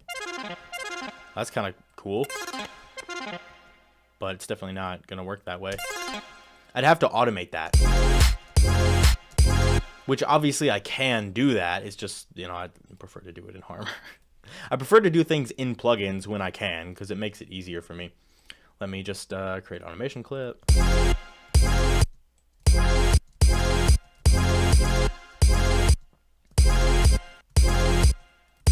Yeah, so it fades in, but you get a little taste of the arp at the beginning. Ooh, I have a good idea.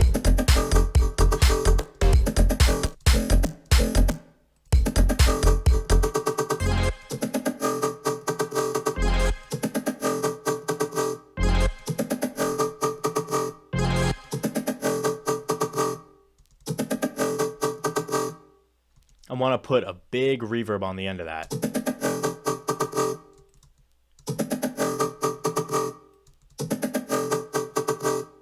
Oh, that's the wrong channel. I was wondering why I was doing nothing.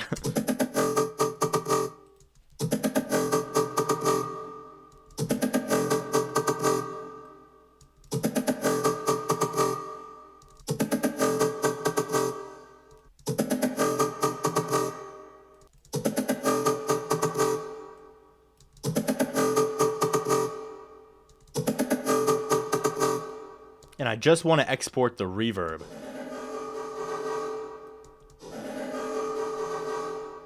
Let's make sure it has high end. Yeah. So let me get this reverb tail.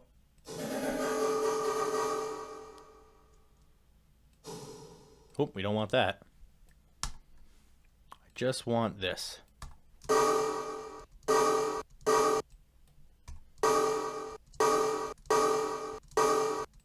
And we'll use that, and we'll reverse it. So let me go back and take out this reverb. This reverb don't need to be there no more.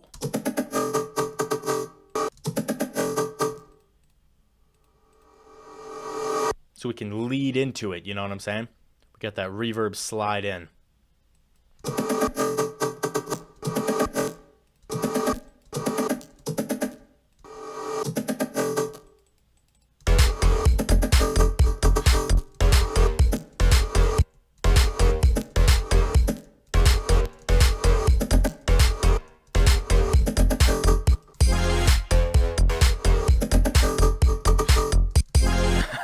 Reverbed the reverb.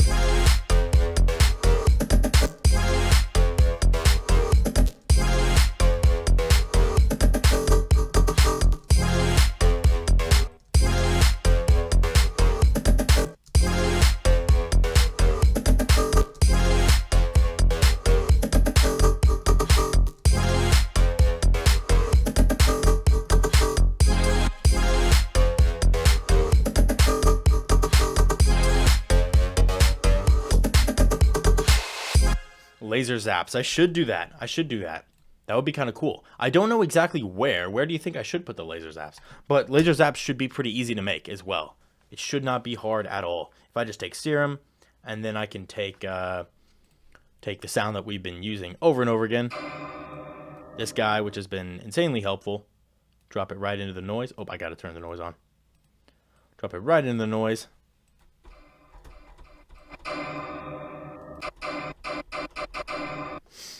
Reverb. So I reverb your reverb so that your reverb can reverb.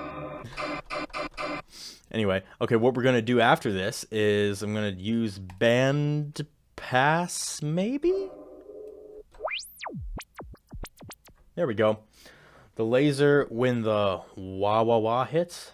Are you talking like a pew? Talking like the...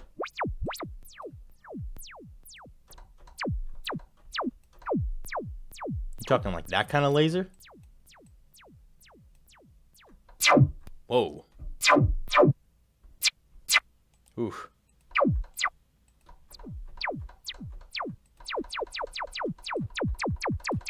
Ooh, listen to that. Destroy them with lasers. Yeah.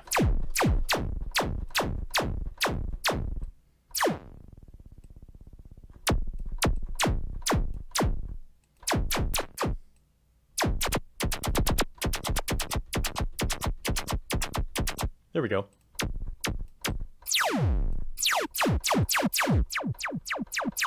Maybe only a little bit of distortion.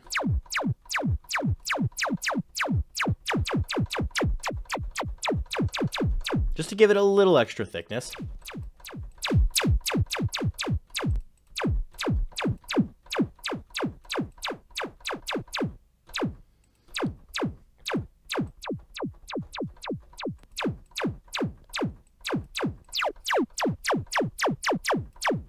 Star Wars, yeah. I'm cool with that. I'm cool with that. Apparently, the original Star Wars laser sounds were made using slinkies. A little bit of trivia there for you.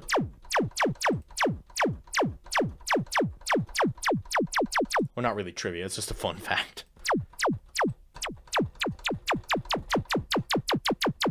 Nice, there's a pew.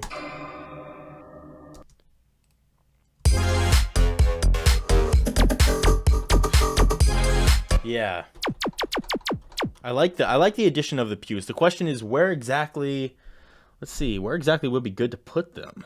Where would be good? No, like pew pew, a pew, dude.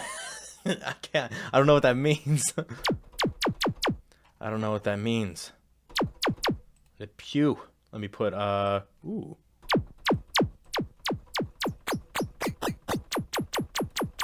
I'm a big fan of my bit crushing. Maybe a little bit of that just to continue the texture. Yeah, I want to make sure there's no bass.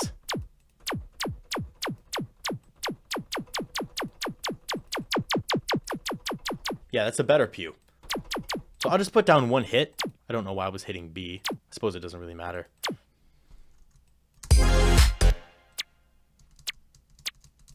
There we go.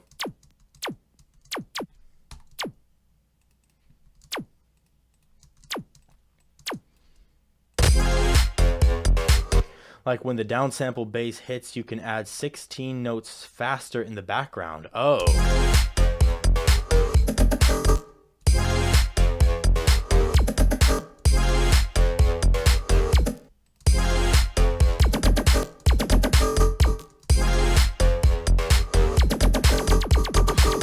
Really? Like that? Add disperser on the master? Hold up real quick. Disperser on the master time. This will sound nice and strange.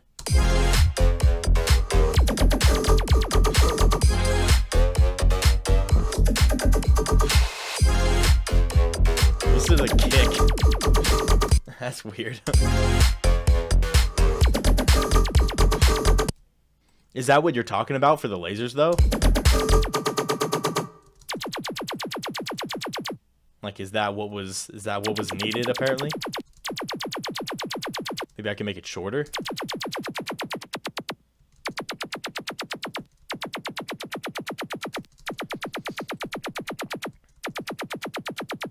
Do octagon.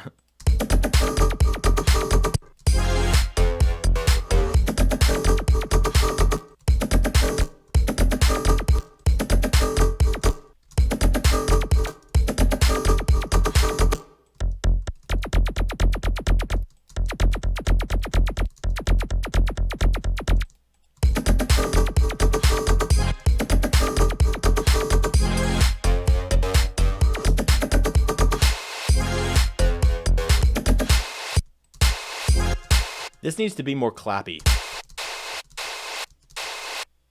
More clappy.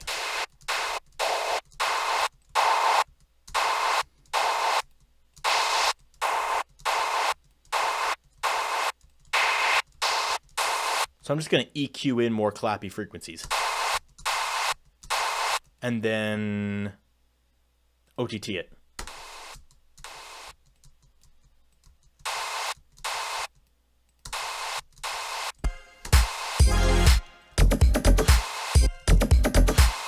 Apparently you do not know the Legends of Dave. Legendary. Legendary character. Stuff of lore. Stuff of lore. Can we pitch shift the lasers? Look, I don't know. They're not even playing a pitch. I don't know what pitch shifting the lasers would do. But okay, we have something pretty cool here.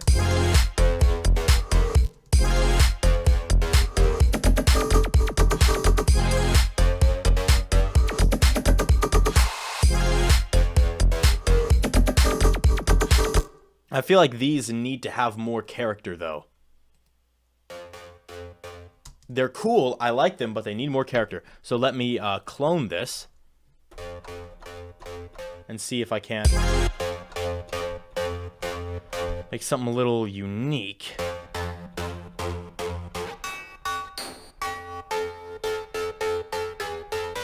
Ooh, wait a minute.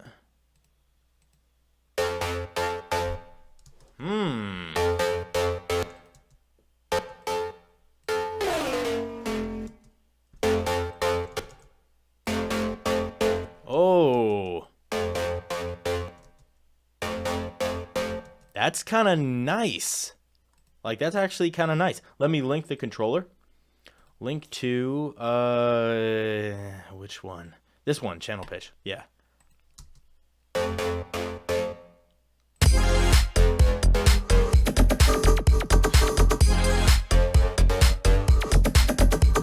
Oh yeah, I have to just copy everything over. Right here. Let me move this down.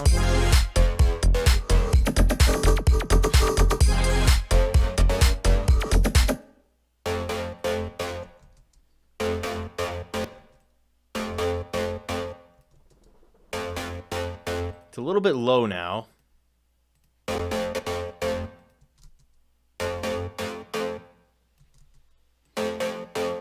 But at least it has more character.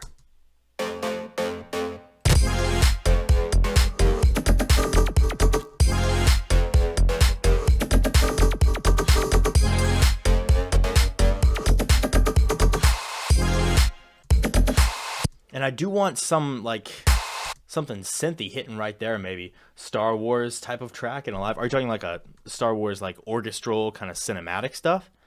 Because that would be interesting, but I feel like if I'm doing cinematic stuff, I want to do something a little more modern.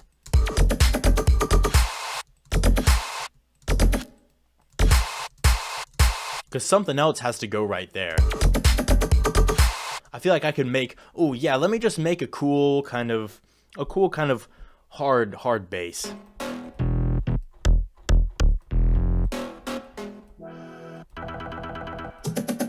Ooh, I could just do that.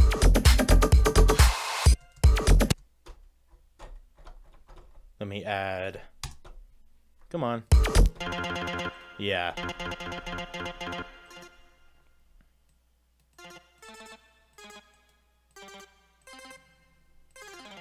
Ooh.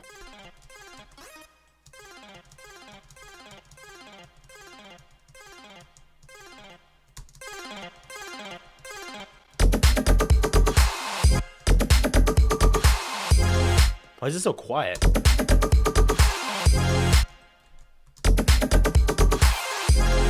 Ooh.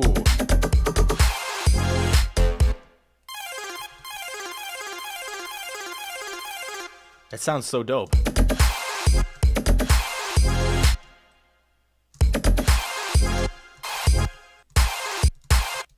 Oop. I can actually make this unique, and I can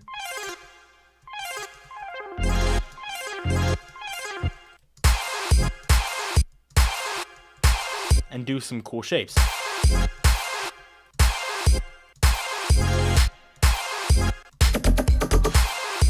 Sidechain the noise to the ARP? I don't know about that. But I do want to add a bass in this one particular spot. So let me take... Oh.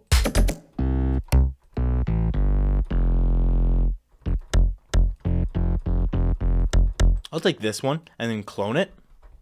And then bring that up.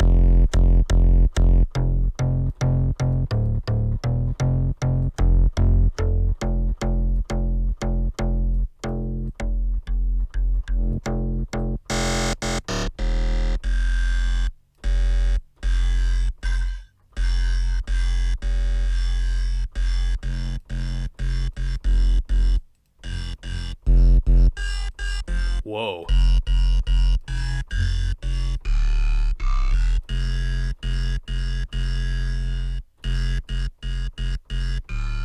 Let me try to add some phaser action in here. I could add, let's see. Whoa.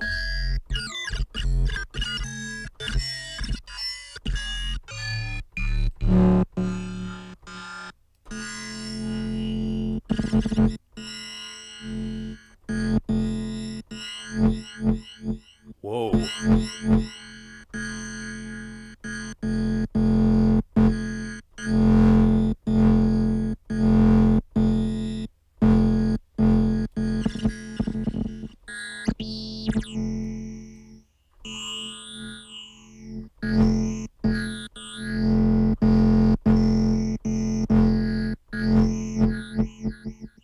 That's kind of funky.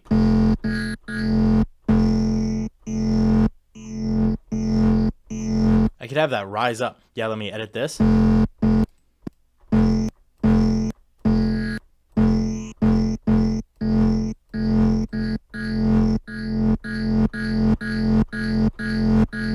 of like that. And there's like some harmonics to it as well.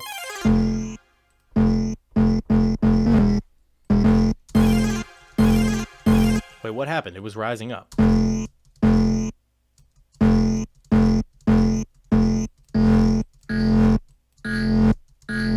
Yeah, that's what I want.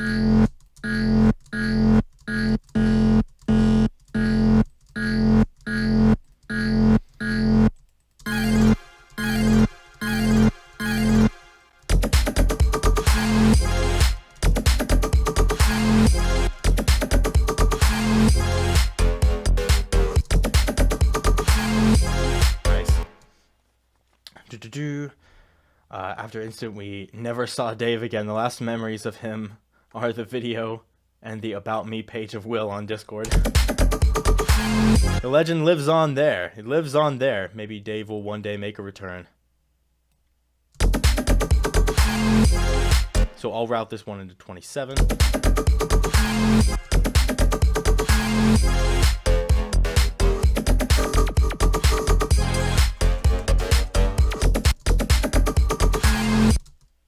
I actually really like this bass.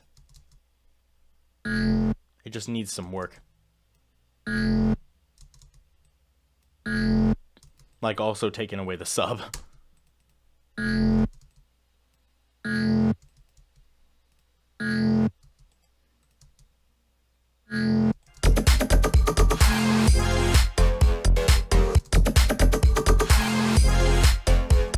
Need a fat low saw hit at the end of the second section.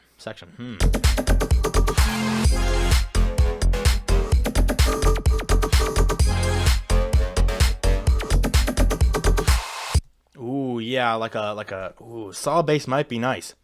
Also, oh yeah, the Whitechapel shirt. Yeah. I'm going to see them along with Shadow of Intent and Cannibal Corpse in February, and I'm so hyped for it. I'm very hyped for it. But I want to create a saw bass, because that's a good idea. And there was, if I'm not mistaken,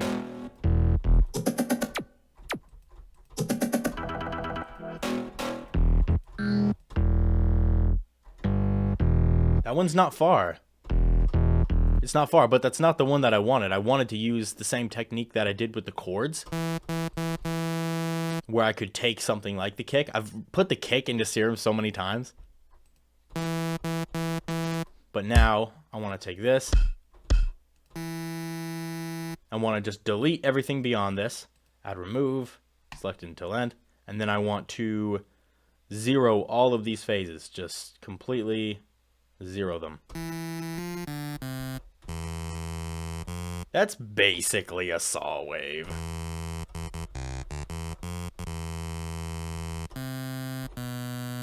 I'm thinking B might be nice. Oh wait, no, that doesn't actually make any sense.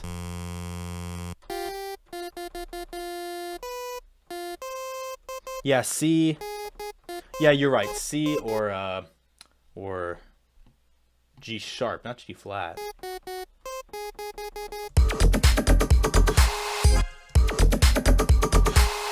Yeah. I'll thicken this up.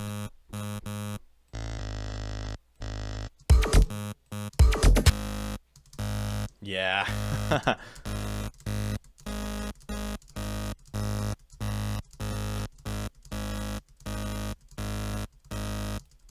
It definitely sounds like kind of 8-bit retro kind of sounds, but I'm okay with that.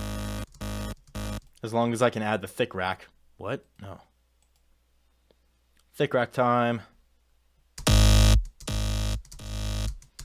Yeah.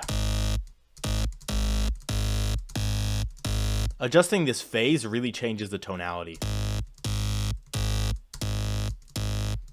Actually, maybe I kind of like that. First of all, let me link velocity to volume here. So now I can change the velocity in FL Studio. Do I know I Declare War? Yeah, I Declare War makes good stuff. I don't listen to them too much, but I listen to enough people that are similar to them to hear them crop up all the time.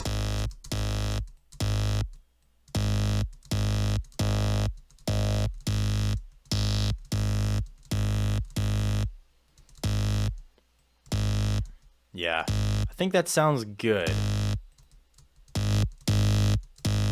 And now let's run this through the sidechain, which makes it totally quiet, of course. Where's pattern 11? There we go. It would be A flat, not G sharp. Okay, here, real quick, let me play an A flat. Actually, okay, here's an A flat. Okay, and real quick, let me play a G sharp. Okay, yeah. I'm just screwing with you, of course. I know there's a difference, but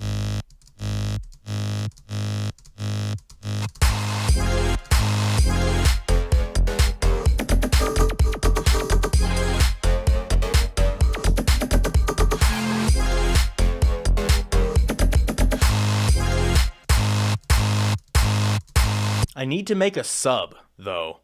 Oh, well, there's a problem here. Listen to all these different basses going on.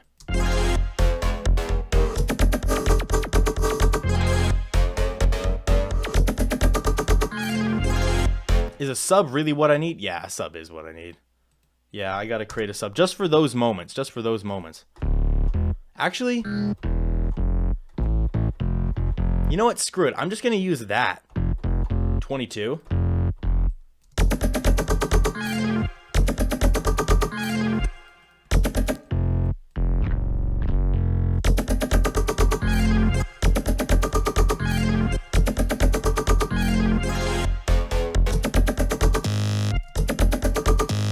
So let me go into 22.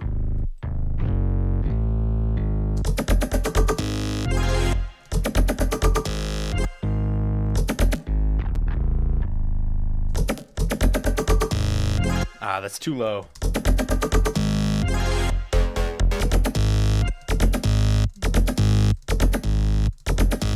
I like how dry this this sound is. This sound is so dry compared to everything else.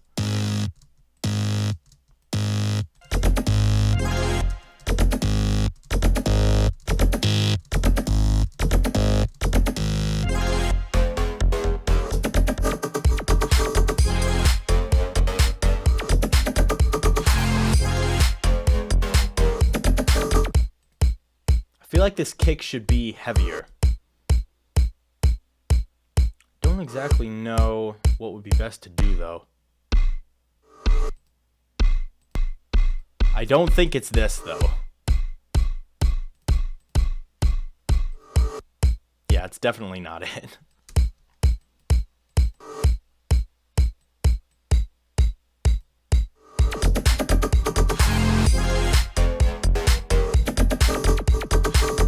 Okay, I think we have a pretty let's see, transient shaper. Yeah, probably reverb to the sub. I don't think so. I don't think so. I could use a little more wave shaping though.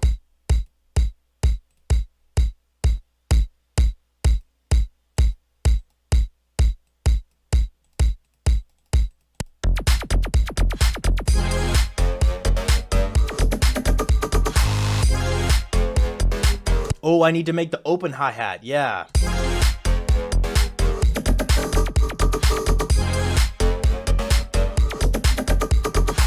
Here's what I'm gonna do. I have a chain that I specifically made to where I can take a closed hi-hat and turn it into an open hi-hat.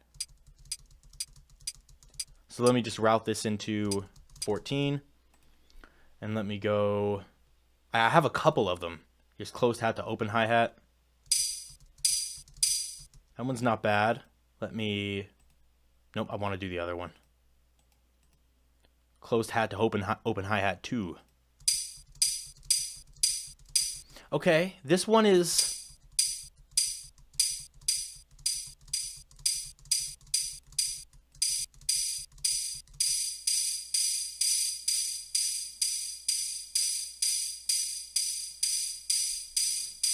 Yeah, I think I like this one. Nope. I want to use this. Maybe I can make it more mono.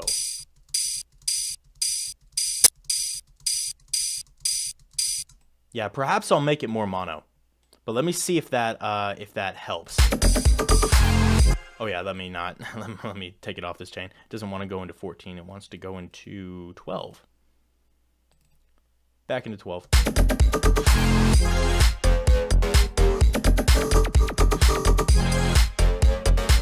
Let me route this one into 12 as well.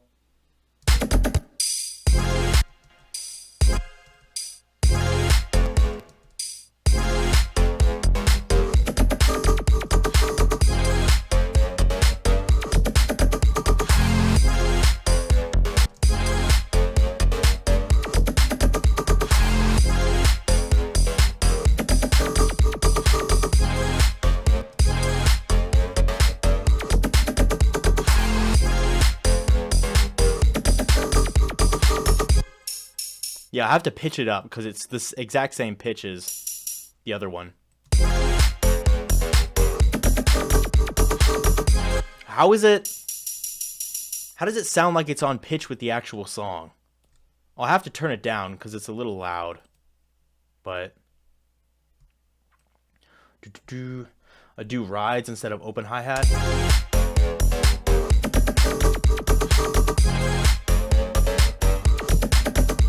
Ah, no, but the open hi-hat sounds so good.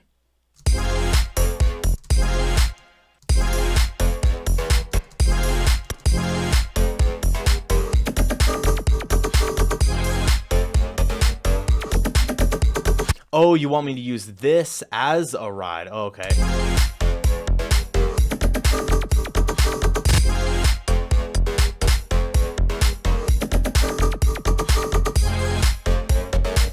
I don't know, there's so much less groove.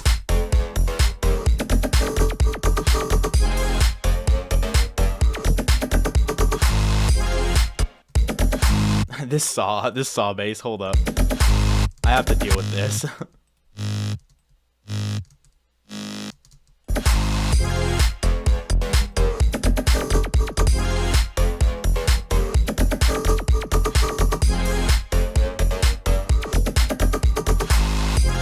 Yeah, I'm in favor of the open hi-hat. I like the open hi-hat. I could also sounded with the groove. Yeah, it kind of works with the groove. Oh yeah, I have let me take off transient shaper. Timeout. Cuz I'm not even using it anymore. Here we are.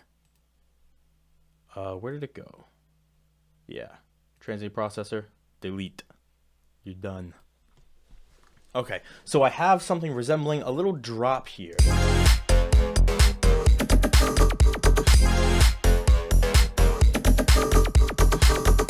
That's just to keep it interesting because I'm not making too many changes in this second half. So I have a pretty interesting drop. What should what do you think would be good to add on top of this? Real quick, let me punch it a little harder through the master just so I can see what I think it might need.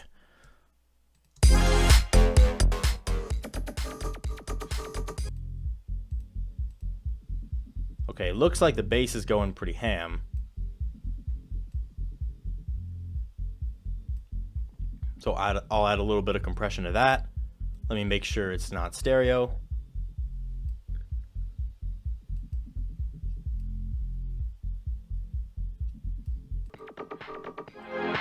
I always like turning the master down a little bit when I'm working on elements like these so I can hear the details a little better without getting overhyped.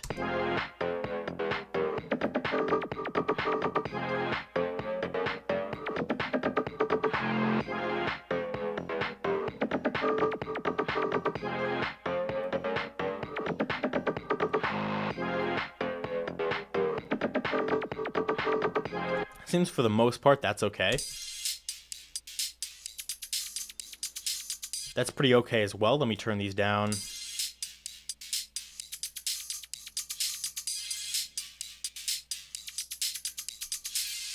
Add a little bit of saturation to the high end.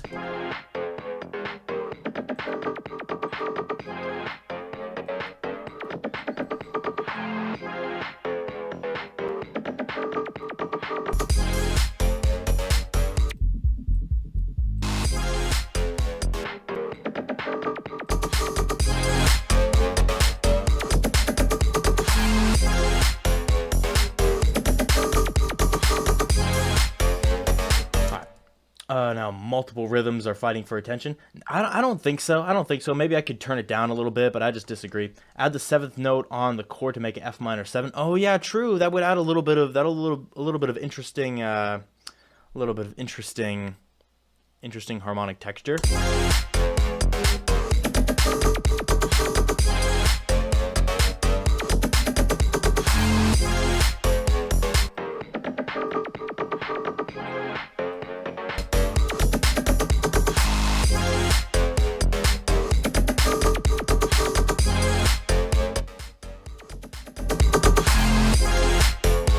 Yeah.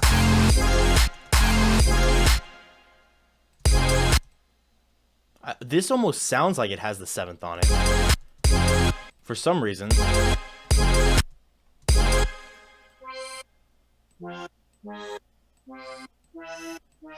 Yeah.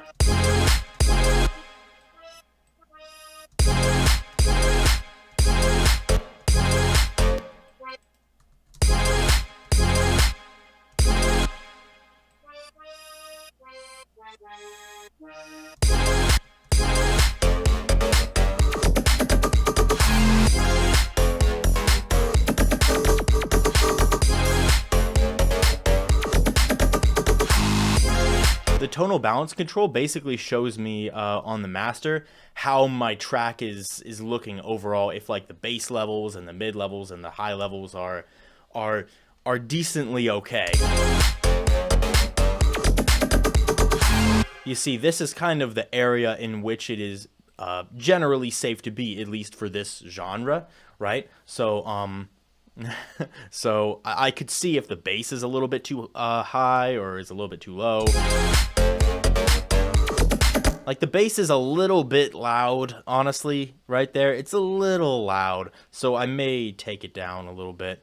Mostly because in these headphones, the bass is kind of rolled off. There's not a ton of bass in these headphones. They're very sort of open and wide. It kind of sounds like you're in a room.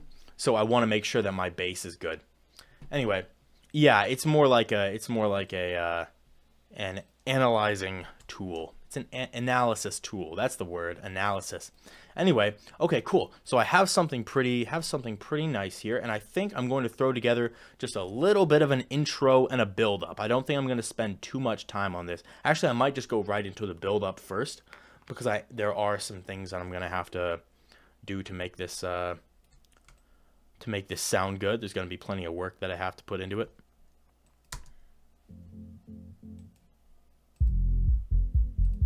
Oh, I have the I have it soloed here.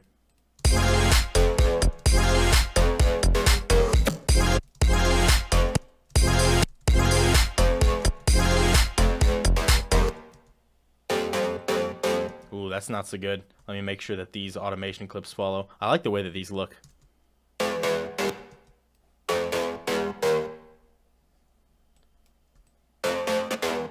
I might just have them go downward for the build-up.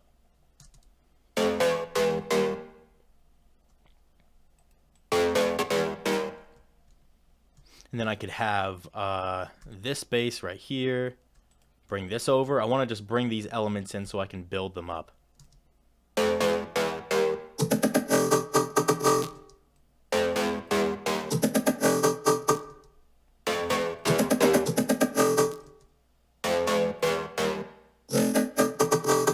Yeah, I might just do that.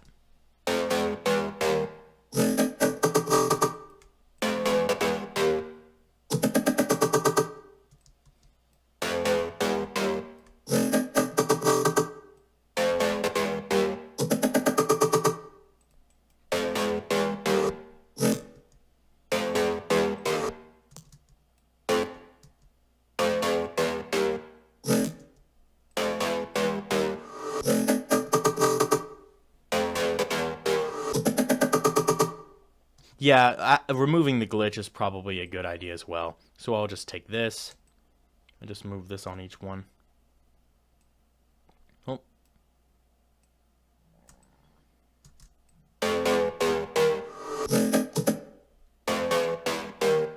And then there will be a little build up or fill or something.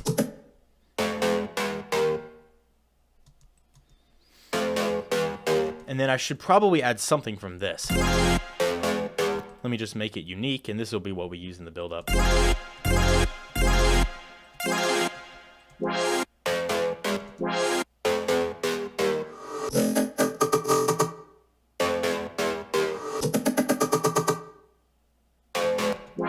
Should I just use that, or should I go... Yeah, I should probably use the chords. So let me cut this. It's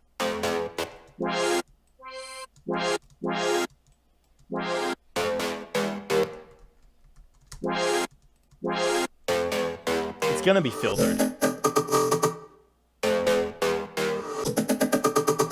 think house is my thing. Every song. Oh, well, thank you. I appreciate it. I kind of like doing 4-to-the-floor music. I think maybe, I was thinking about this, I don't listen to it a lot, if I'm being completely honest, because I feel like most of it that I've heard is not that impressive. So I feel like when I make it, I want to make something that I would like if I listened to it. So maybe I hold house music or 4-to-the-floor music to a higher standard. I don't know. But I've thought about that. Chords into a pad. Oh, that would be a good idea. I could make a pad in this build-up. But right now I want to export this out, and then I can add effects on it and stuff like that to like slowly rise it in so it's actually a build-up and not just basses.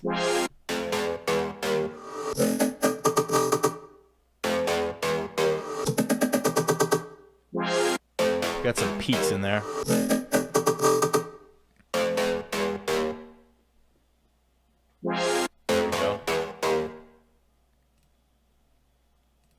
It has been a while since, it's kind of weird.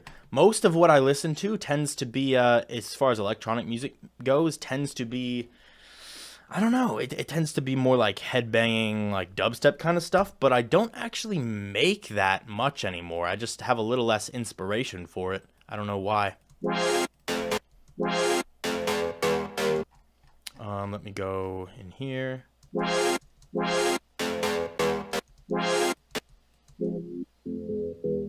Yeah, I want to do this.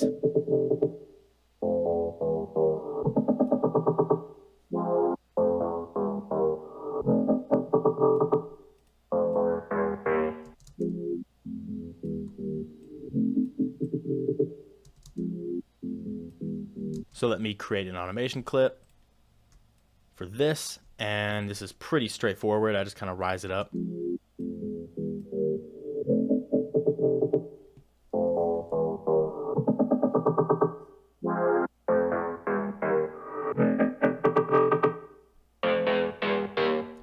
Is it necessary for every song to fall under 4.5 decibel slope in TBC or span?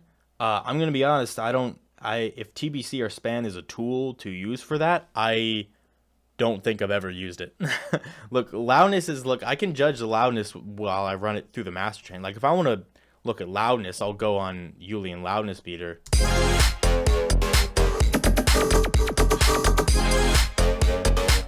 And I'll judge it from there. Like usually I'll try to hit 4 or 5 if I want to be safe, you know what I'm saying?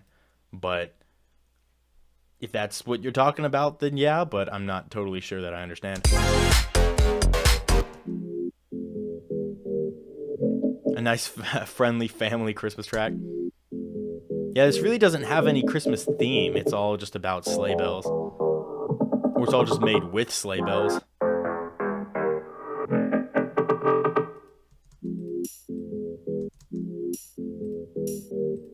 We'll start with that.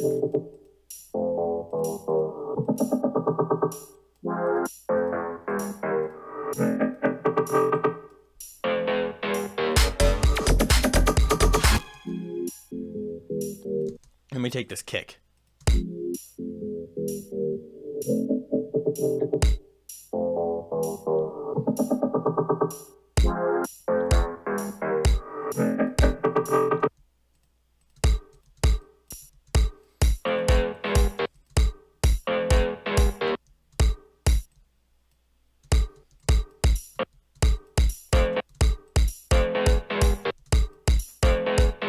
Should I do something like that?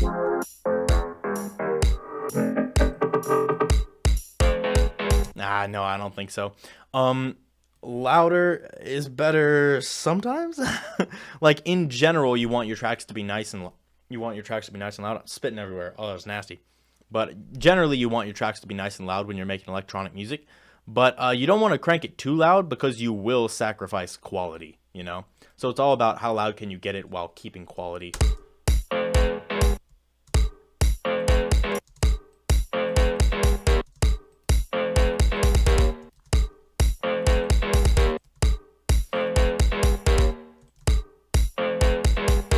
Yeah, maybe I'll start with that, and I'll do some filtering of the kick.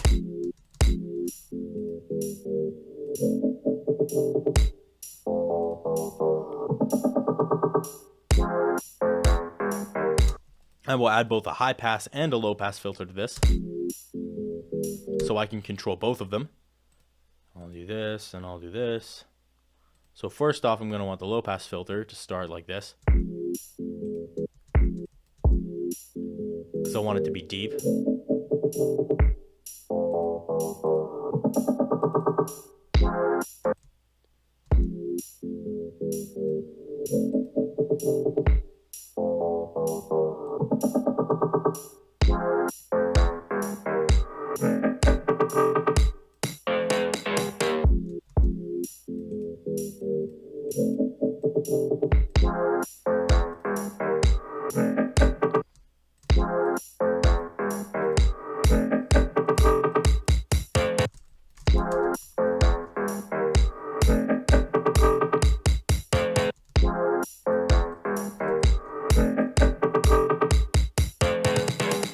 Yeah, I'll do that.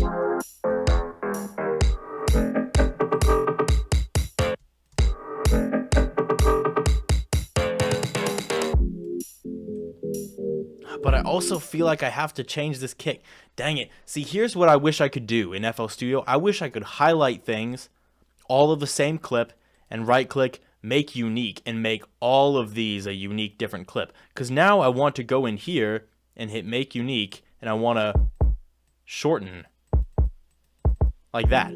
I just want to shorten all of these and leave all the other ones, but now that I've done that, I have to replace all these kicks. That's kind of the annoying thing. If I were doing it in a pattern view, maybe I wouldn't have to deal with that, so maybe that's just me, you know, just doing things not the way that FL wants me to do them. But you know what? It's whatever.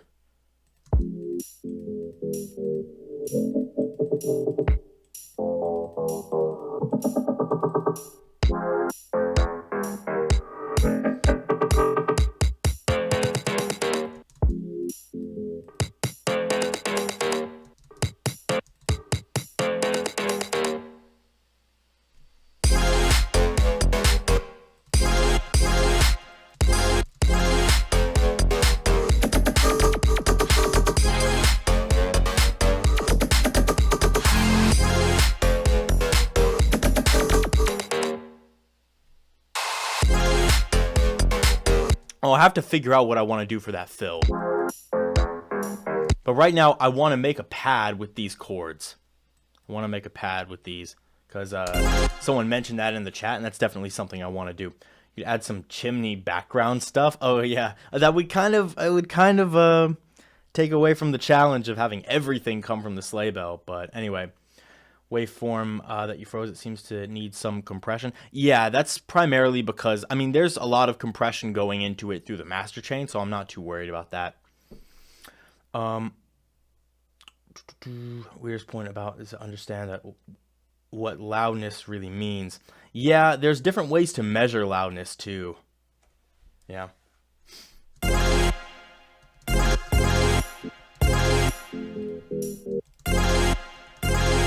So let me take this.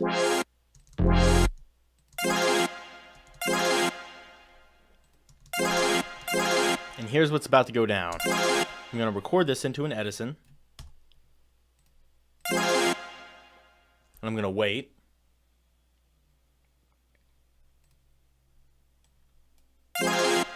And then I'll hit the second one. And then I'll wait until the end of this. Yeah. So now we have these two. And what I want to do now is I want to use Edison to make this a pad.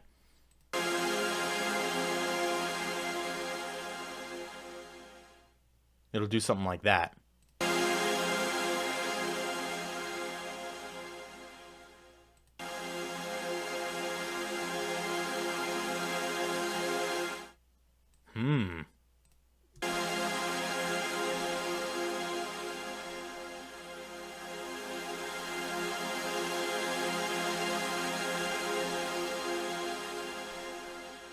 See, I like that as long as I can low pass it and stuff.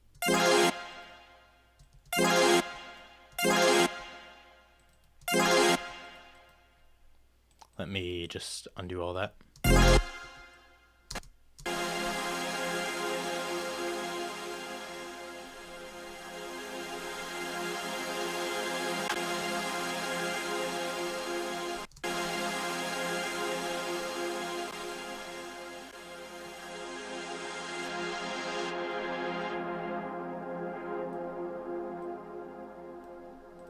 Then I can add a little bit of compression. Not too much compression, because that would make it sound a little weird.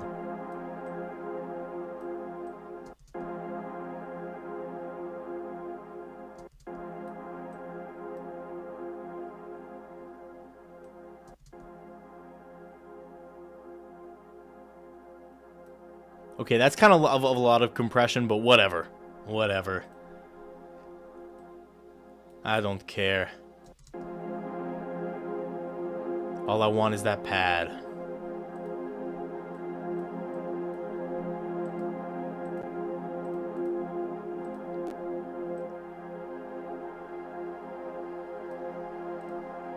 Let's make sure it's nice and wide. Beautiful.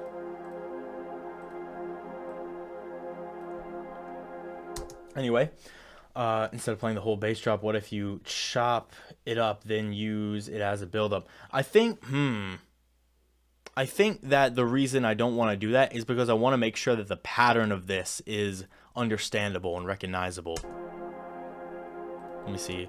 Like, when it gets to the drop, it's not out of nowhere. You know what I'm saying? What did you miss? Well, I forget at what point you left exactly, but I have the drop pretty much good. Like, it's not perfect. Like, there's more things I could do with it, but I'm just putting together a little bit of a build-up right now.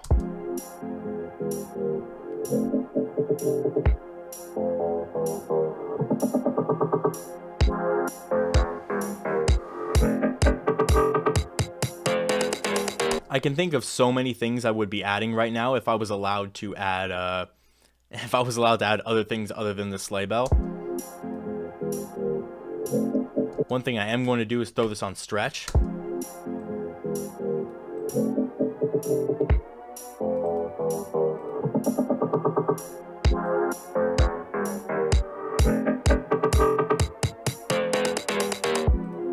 That is kind of cool. Ooh.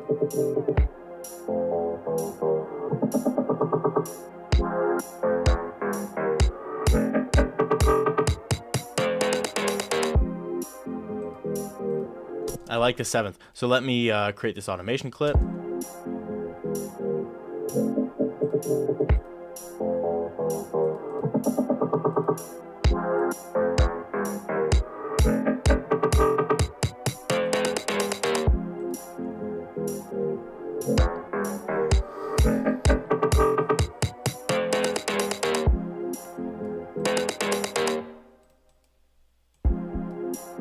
Okay, now we need some more like percussions and things.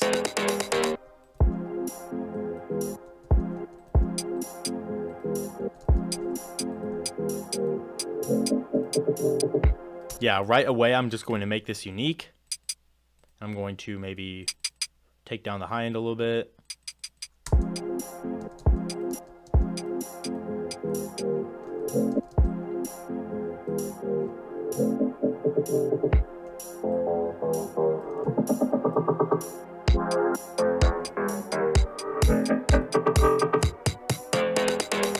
And I'm gonna add risers and things too, like this is just me kind of getting started. And I think I'll slowly fade this in a little bit.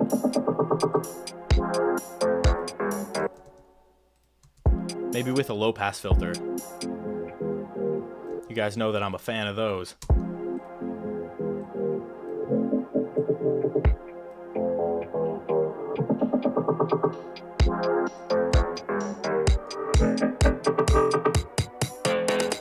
Oh, and that means that these are also fading in.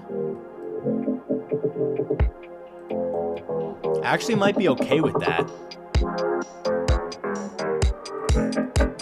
But I need to create some sound effects right now. That's something that I desperately need. So I know exactly what I'll do. I'll take this. Let's see. Not this one. I'll just take, let's see, can I delete this? Yeah, I can delete this. And let's see, Saturator's already on it. Oh, wait, I kind of needed that. Fuck, I needed that. Okay. Oh, sorry, I didn't mean to curse like that. Anyway, hi-hat EQ. Okay, we're back. And I'm going to drag this in here because I do want to save this, but I just don't need it right now. So let me, let's see. I want to take this and record this out. Yeah, and just use that. And now I'm going to route that into a new track, and I'm going to create sound effects for it. I'm going to turn it into like a down sweep. That's kind of what I want. That's my goal. Is to make a down sweep. Yeah. Let's see. Make the fourth hat silent, so it's like hat, hat, hat, silent. Maybe. I don't know. I think that would kind of sound a little inconsistent. You know what I'm saying? Stretch the clap and make a white noise and turn that into a riser. Yeah, I guess that is my idea. I think I'm just going for this sample first. Yeah, maybe I can stretch it out. Yeah, like that. I can turn that into a riser. Oh, it kind of sounds like a rattlesnake. That's actually kind of cool. Let me try reversing it.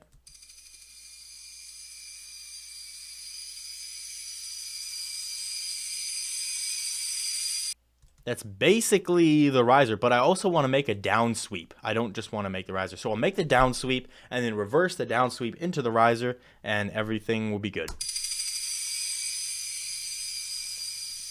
So let's route this into 16.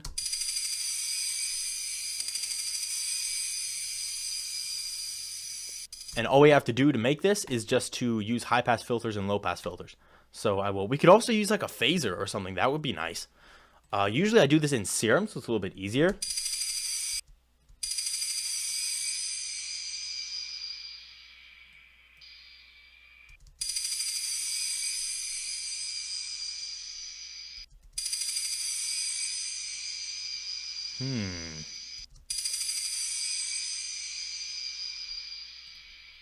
Nice. And now let's do high pass filter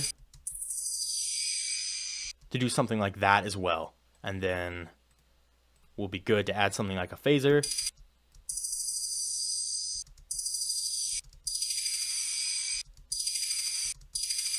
Halftime it. Ooh, that's a good idea as well. To give it a little more low frequency. A little more low frequency.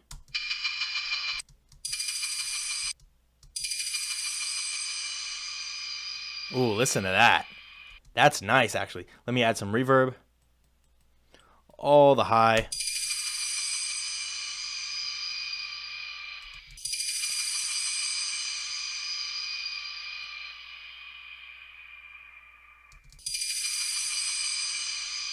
Ooh, it's very piercing.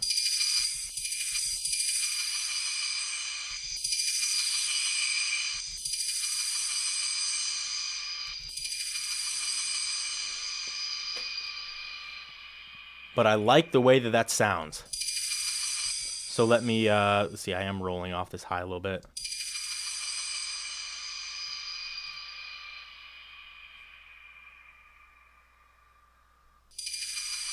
Yeah, let me go ahead and render this out. And then we can use that for like the riser and down sweep and stuff like that. Nice. All right, it's going to be very loud, actually, so I should probably turn that down. Drag it in there. Whoop. Take it down. Nice. Let's throw that. I'm way too zoomed in. What in the world? Okay, there we go. Now we're going to use that here.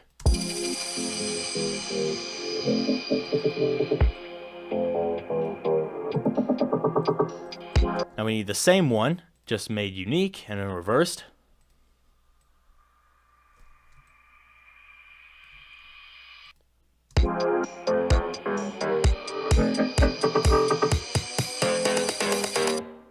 Ooh.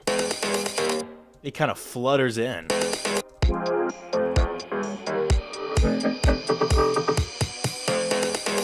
But with this riser, I kind of want to turn on stretch and control the pitch. I think that's something that'll be really useful. So I can create an automation clip. Yeah. I'm just about done here, I think.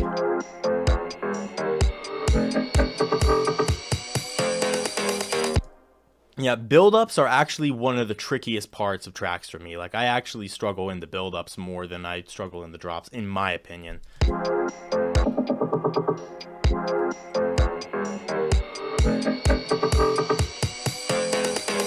Yeah, where's the original Sleigh sample? Let me get the original. The OG. Let me pull that up. Let's see, yeah, it's right here. Let me open this location. Yep. Because, yeah, I could just use the sleigh bell before the drop. Oh, it's already on like a choo, choo, choo, choo, choo, like a triple hit, but that's not really what I want. I want to stretch it to the correct time.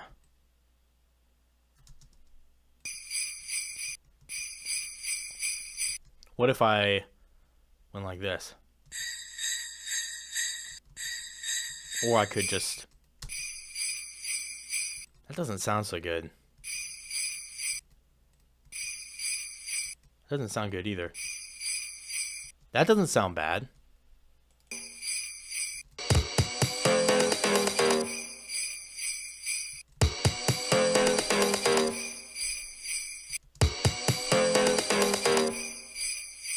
You need to make powerful enough tension, but not too powerful so your drop sounds weak. It's very true. Meaning that I'm going to take this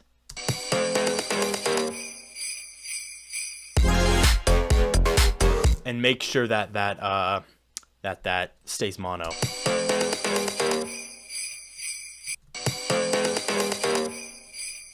Oh, that gives me a good idea.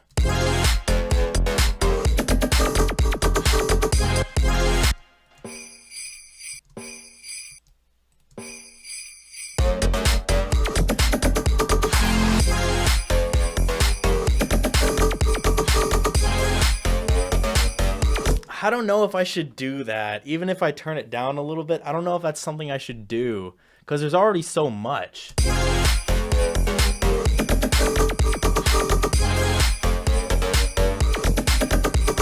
You know what? I'll make changes to it so it's not so clashing. It's not so conflicting. I'll make this unique, then I'll route it into 18.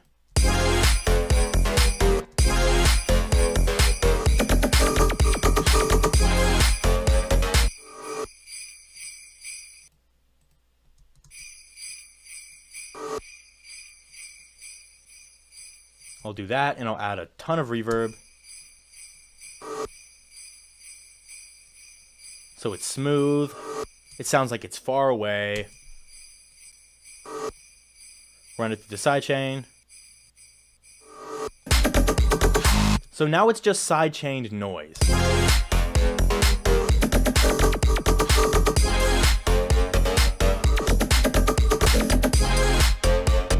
Also, this thing is actually starting to annoy me. Hang on, let me make it unique.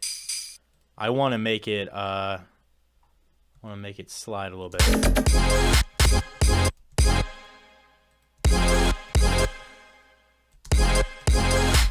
Yeah.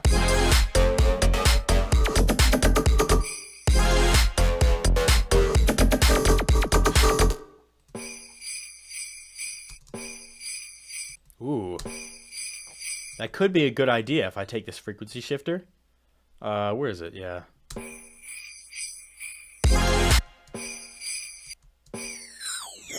Whoa.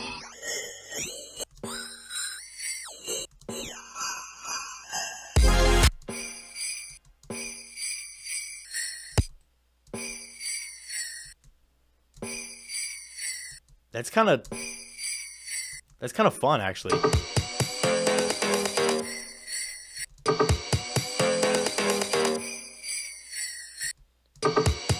Oh no, I'm gonna add glitch to it. I'm gonna add a tape stop. Hang on. Yeah, I don't wanna do that. I wanna add a tape stop. Yeah, not like that.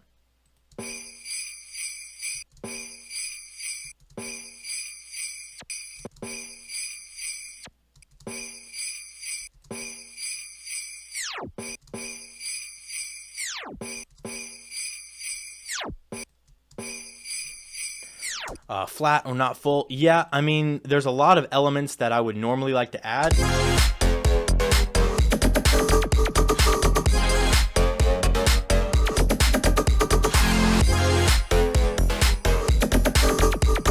That just aren't really at my disposal right now, but let me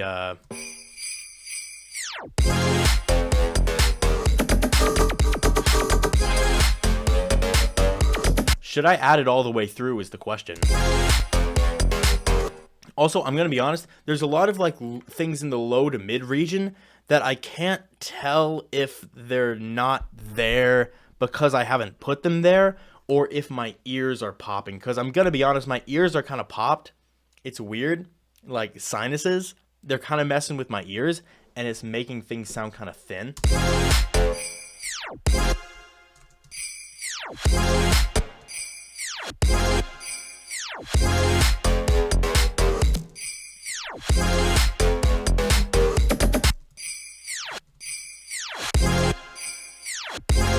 Answer my question is no. I have I don't know what that means.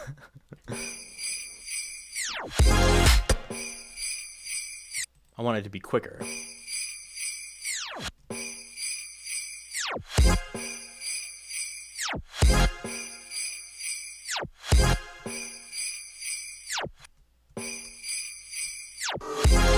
Ooh, that's kind of cool.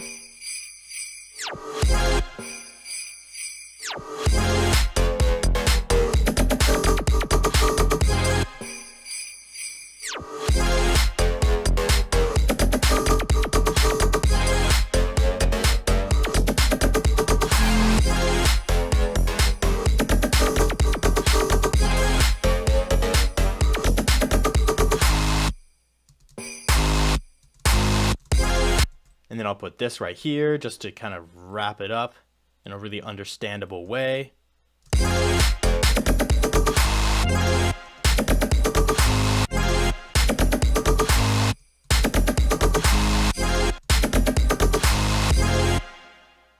And then I can take this, put that there. We don't need this anymore.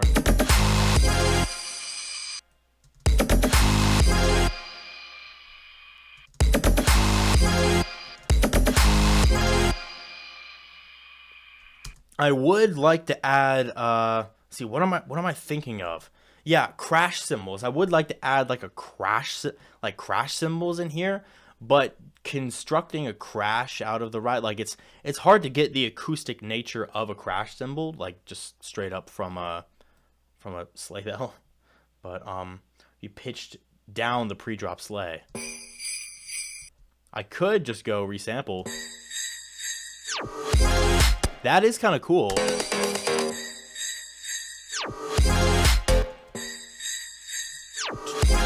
Then I need something hitting right there.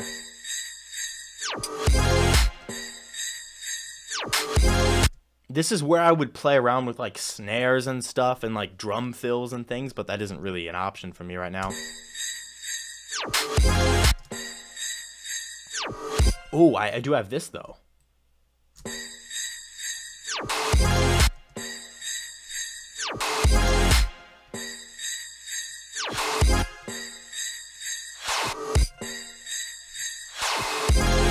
Oh, that's not bad.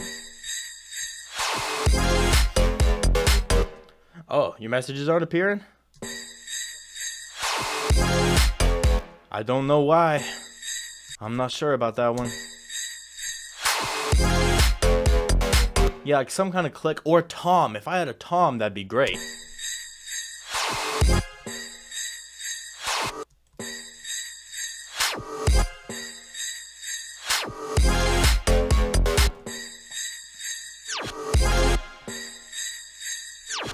Yeah, I do want a tom. Let me take this kick, let me make it unique, and let me route it through a different channel, and I'll try to make a tom with it. Because I know I can, I just want to make it quickly. That's my that's what I want to do. I want to make it quick. Let's see. I'll take that, and now let me take disperser.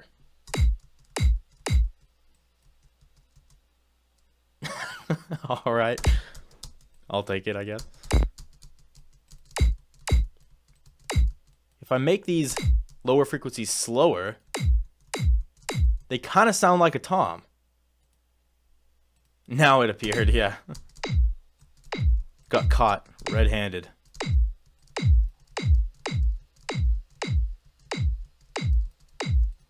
And now I just have to record it out. Yeah. Look at that low frequency. Oh, jeez. And then I have to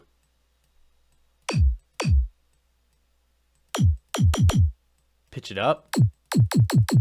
And it's a little closer to a tom. It's not perfect. It's definitely not perfect. I'm going to have to work on it for a second. But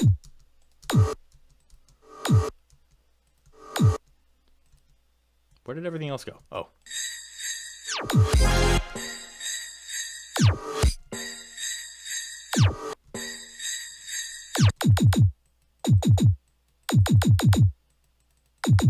It still sounds so kicky. That's the weirdest looking tom I've ever seen in my life. So I'll make this unique, pitch it up a little bit.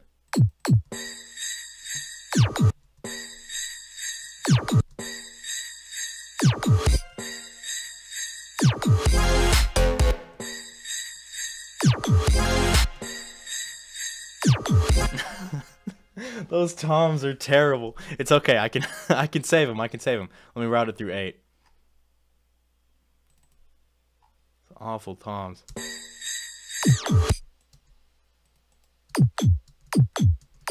Like, I can synthesize toms better than this. Like, without using other samples.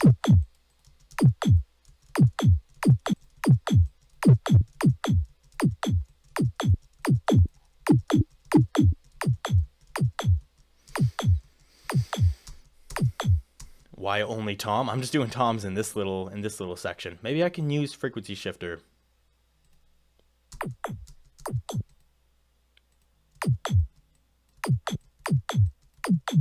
Ooh.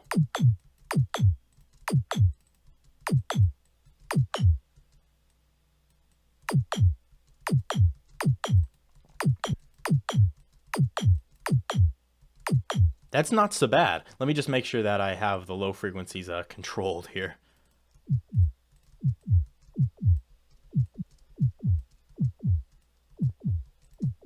Yeah.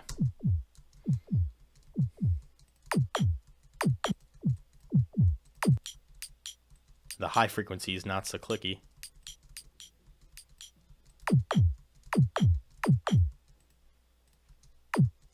Toms are weird.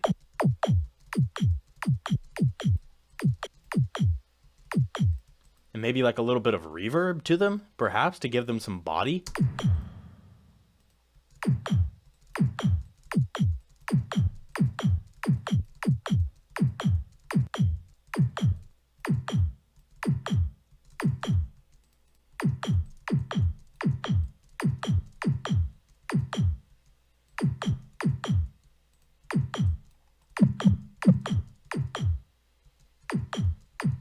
Well, it is what it is. They might just be strange toms.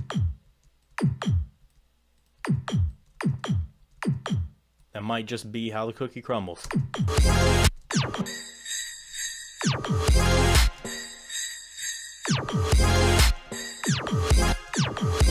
Well, I didn't even really use an envelope. That's the annoying thing, is that I wasn't able to use an envelope. I'll do this one to the right, this one to the left. Maybe it'll be more like Tom's. Oh, there you go. Thanks, Tom. Thanks for helping me out with the toms, Tom.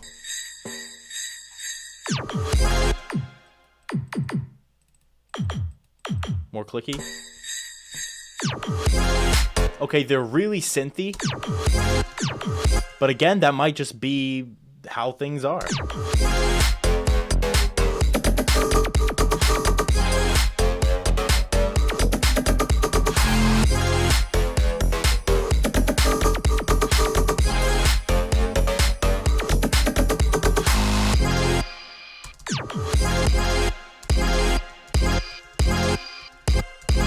Real quick, I'm going to make this unique and just take away this arp, because the arp is kind of annoying me in this particular part.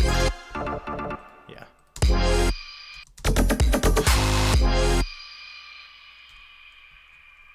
Nice.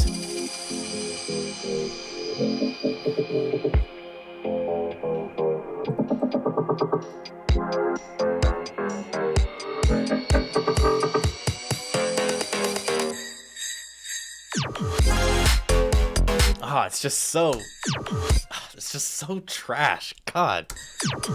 Oh. That's actually a little better. Maybe it did just need some more click. Huh. Maybe so. Let me make this unique. Just maybe pitch it down a little bit.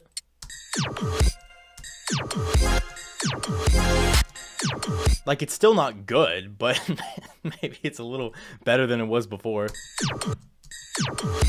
And I'll just make this one unique and pan it this way.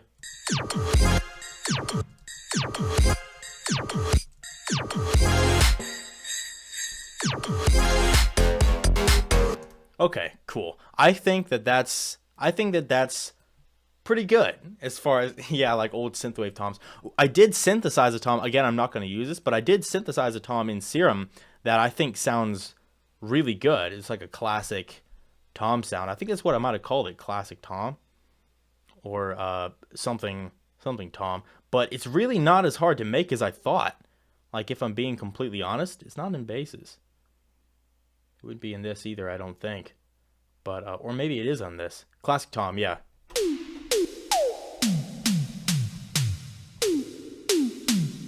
And I set the velocity to the panning, so if I hit it hard, it's like all the way to the right, and I do it soft. Oh, well, my keyboard only lets me hit in the middle. It doesn't let me go really low. But soft would be the other side. It's just noise and a sine wave and some reverb. Like, that's really it. But, again, I can't really use that here.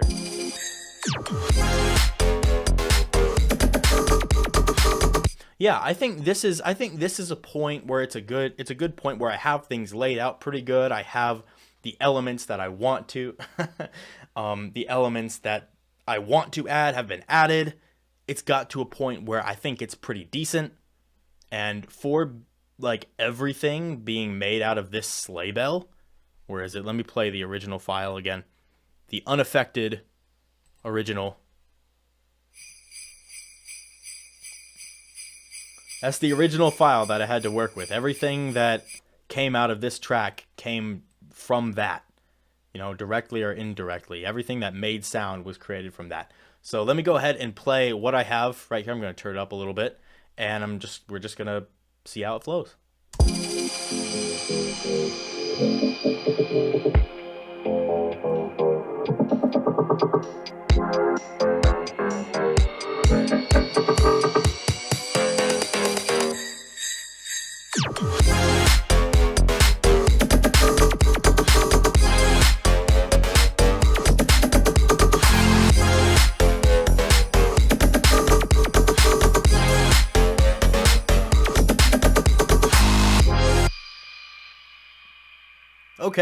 Okay. I'm not mad at that. I will say the drop is a lot crispier and the mixing is a lot cleaner than in this little intro buildup. There's a lot of things that I want to add to the intro buildup that I'm not able to because of the limitations of the challenge. But as far as the challenge itself goes, I'm actually pretty proud of how I tackled this. I think that it came out pretty good, especially for working on it for just under 3 hours. Like, for just under 3 hours, starting with only a sleigh bell, I think that's good progress. I think that's pretty cool. So it's fun to give yourself challenges and restrict yourself. I don't recommend doing this all the time and just making a track out of one sound, because that can be maybe a little too restrictive. But there was some cool stuff that came out of this. Like, I actually really like this. Like, I think this is actually a really good sound that I legitimately like. Like, I would legitimately use that in a track if I was making a track and it came from a sleigh bell. That's cool. That's cool that that happened. So yeah, I think I'm gonna call it a day now. Nice like a dice. Awesome. Huge amount of, yeah, if you want to use sounds other than just a jingle bell that you found online, we have a lot of those. You can check that out. There's a link in chat that Christoph put in chat. Thanks, Christoph. So you guys can check that out if you want. There's a lot of stuff you can check out there. A lot of stuff you can pick up there. All right. A color bass next week. I don't know. We'll figure out what's going to happen next week. Color bass will happen again in the future because I feel like that's one of those genres where the more I do it, the more I understand it and the more fun it gets. So yeah, I'll definitely do that later. But I appreciate you guys coming out. You guys are the best, especially the ones that stick all the way through the streams. Like, that's dedication, you know. I don't know if I'd be able to stick all the way through a stream of me, but you guys do it sometimes, you know. I see you guys through the chat all the time, and it's awesome. Track slays. Anyway, I appreciate all of you, and I will see you in the next video. Happy producing. Happy producing.